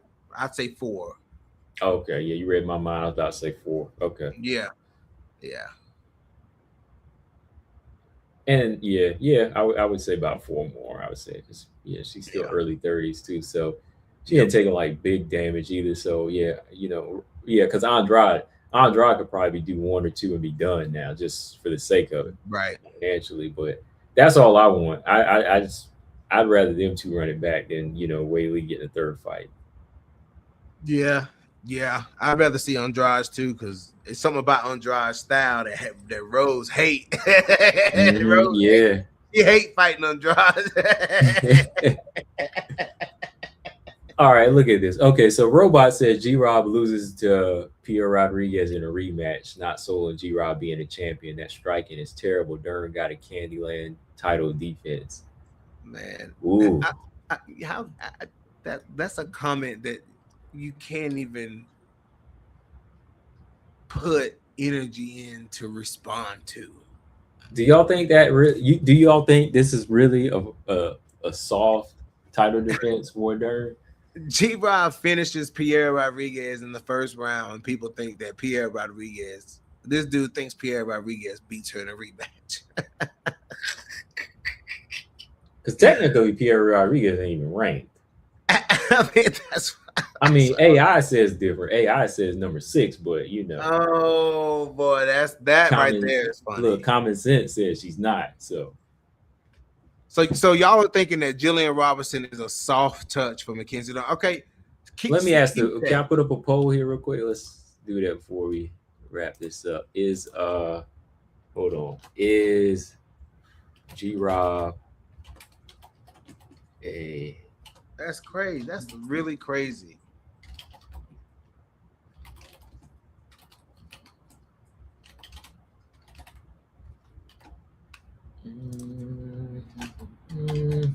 There we go. And right there. All right, there's the question. Is G-Rob I put 2 is's in there, but you get the gist. G-Rob is she a soft touch title defense? That's a crazy theory. That's a crazy theory. Robot said Pierre Rodriguez got way too cocky on the ground and different approach. She wins. I don't know. Like Pierre Rodriguez never really showed me anything that stood out about her on the feet or on the ground. Like even that first fight she fought with Sam Hughes, I thought Sam Hughes would beat her.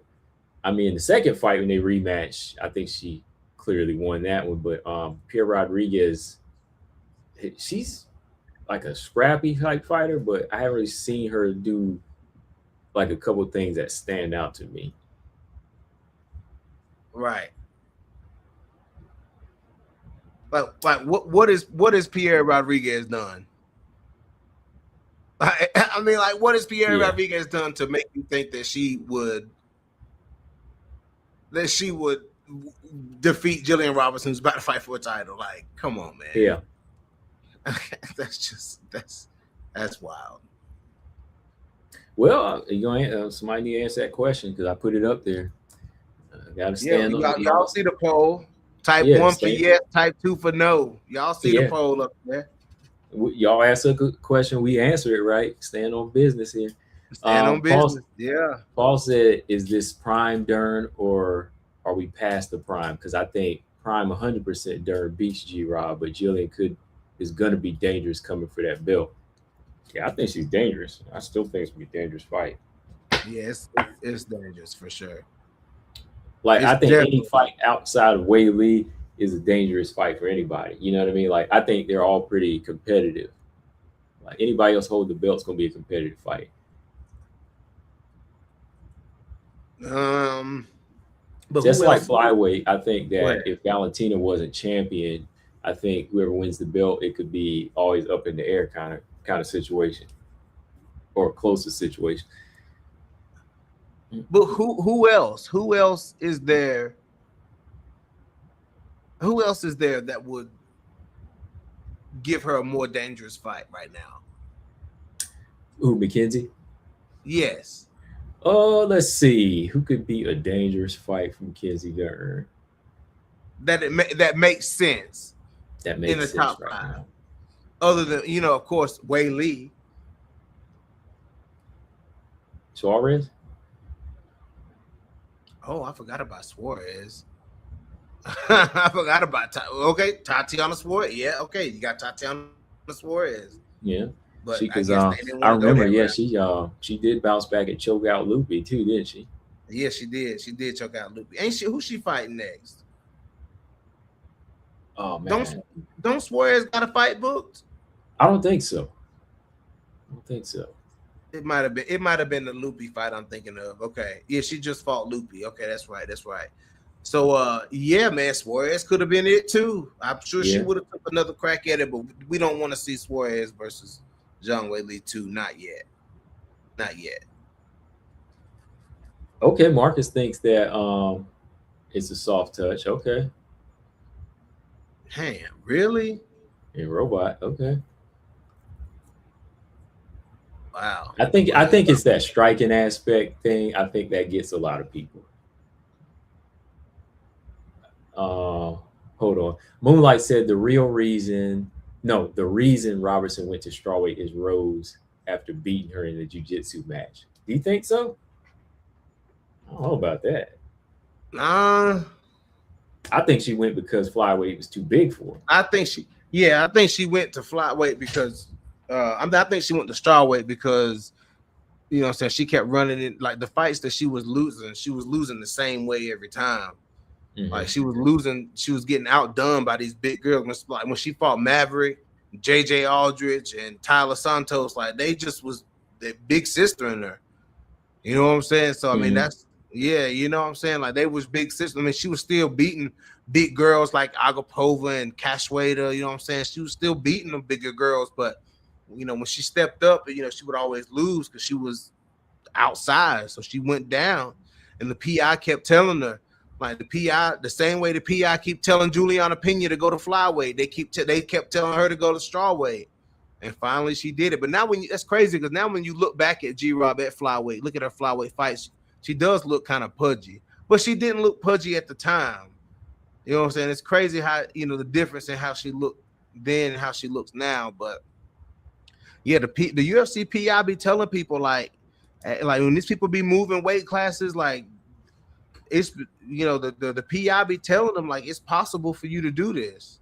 Yeah. You know what I'm saying? Especially looking at Jillian. Like Jillian to me never really, she was just at flyweight, but when I really look at her, like she never struck me as like a presence at flyweight. Like even right, the Maverick was shorter than her, but she looked like a flyweight because right, her yeah, build, yeah, but even this girl coming in now that and Melissa, I don't know, like with her reach and height and her, physical build, like she could be more of a flyweight, just the way she looks. yeah. That's what I'm saying. Yeah, for real. But Jillian kind of has that frame like Joanna Rose, like where she could just, make 115 comfortably and be strong, Yeah. Closer says Jillian used to be fast. Go back and look at her fight with Molly. She ain't. I ain't seen Jillian really slow down though. Like she's still like she's never really been fast. Like she's never really been that explosive athletic fighter. You know No, what I'm she saying? hasn't. I No, never noticed that either. Like that's something I like was she's never not been fast. right. Like it was never something I was trying to call out on. It was just something I always saw. Like she just kind of like wears on you. You know what I mean? Like Yeah. gets on you. I like man when she beat Courtney Casey, man. Yeah, like, when she beat Courtney Casey, yeah, that was like over the course of 3 rounds, right? She wore down. Yeah, but she had Courtney Casey. She had Courtney Casey firing her whole corner, boy. Wow, man, I remember that fight, man. Oh, that was a beat down right there. Now that was crazy, man. Golly. Hey, Frankman said Mizuki and Talita Alencar are 2 girls to look out for. Mizuki could be if she fought more. Talita Alencar, yeah, I think so. I think she's like a short, little, stocky, strong fighter. But y'all know who I'm looking at. I'm talking Klein and Dinar right now. Yeah, God, that's Combo got his picks, y'all. Y'all know he got his picks. Franklin said Jillian is still fast. Yeah, okay. But she ain't never been fast. But I maybe mean like mentally, maybe like her timing. How she's on you. So, yeah. All right. Shoot. Yeah, we've been on here about 2 hours because that storm was something too. So yeah. Get me in and out. Anything else, BJ, that you want to cover before we get up out of here? No, man. I got it. I'm gonna hop off here and go watch that episode of Tough and see what happens. I'll just say this: it was good. It's good. Okay. Hey, look, the ending, like the ending of the fight too, man. You're gonna be like, oh boy. Let me not look at the comments, but somebody dropped something in the comment. You know what I'm saying? So I ain't trying to look. But yeah, I'm getting ready to go watch. As soon as I get off here, I'm getting ready to go watch it. So yeah, I'm ready to see what happened. I'm ready to see this fight. Yeah. Ain't Tina Black this week? Oh, Tina Black. Yeah, this is her week. Yeah. Okay. Yeah. So yeah, I'm gonna go watch it. Okay. Yeah, it's her timing. Yeah, that's what I mean. Her timing is there. Her timing is pretty quick. Definitely. Moonlight said, if you want to see how dangerous DERN is on the feet, go and watch DERN versus Angela Hill. Oh my goodness, that was a beat down there. Yeah, she beat up Angela Hill. she beat up Angela Hill and she beat up Lupe Godinez. Now Combo said she lost to Lupe. Because she did. I thought she was that was a close fight. Angela Hill she beat up. Hey, Angela Hill she beat up. We ain't gonna lie about that. She boxed up Lupe too, though. I'll go back and watch that. Matter of fact, for the next episode of the mashup, we might have to do some round by rounds. I got Paramount Plus. Okay, yeah. So we might have to do that loop. We might have to do that DERN loop. DERN. Yeah, okay. And you know what? We might have to do, because we're gonna do one apiece. We'll do DERN and Robertson. So we're gonna do DERN versus Lupe, then we're gonna do Robertson versus Pierre Rodriguez. Nah, we ain't gonna do. Nah, we can't do Robertson versus Pierre Rodriguez. No. Come on, man. We're gonna do Robertson versus Michelle Watterson. Oh yeah. That's the striking fight, right? Yeah. Okay, yeah. Because I want to see a fight with some striking. Yeah. Okay. Yeah. Okay. Yeah, Yeah, that's a we'll good do one. I that. want to cover. Okay, cool. We'll pick that definitely. Okay. Yeah, that's the plan for the next matchup. Hey, don't miss episode 37. Yeah, for sure. And yeah, make sure y'all tune in. Yeah, because we be back in 14 days to do that. Yeah. BJ, you said y'all gonna be live this Friday. Yep. Okay. Yep. We're gonna preview this card this weekend. So don't miss that if y'all want to get some raw trash talk. Yeah, meet me right here. Meet me on No Filter MMA at 7:30 Friday afternoon, 7:30 p.m. Eastern. We'll be there. My boy Taylor will be joining. All right, and I'll be live again Saturday for the fight companion card. So feel free to pop in. Anybody? Yes, sir. Yes, sir. Absolutely. I'll On be that planning note, watching. yeah. On that All note, right, man. we're gonna wrap up this 36. Yes, sir. And we're gonna catch y'all in 14 days. BJ, another good one. Yes, sir. Another fire one. Can't wait to listen to this on the ride to work in the morning. Hey, let your boy work here. Let him hear some real stuff. Yeah. Oh, yeah. For sure. Oh, yeah. All right, y'all. Take it easy. Right. We out, y'all. Peace. Yes, sir. Peace out.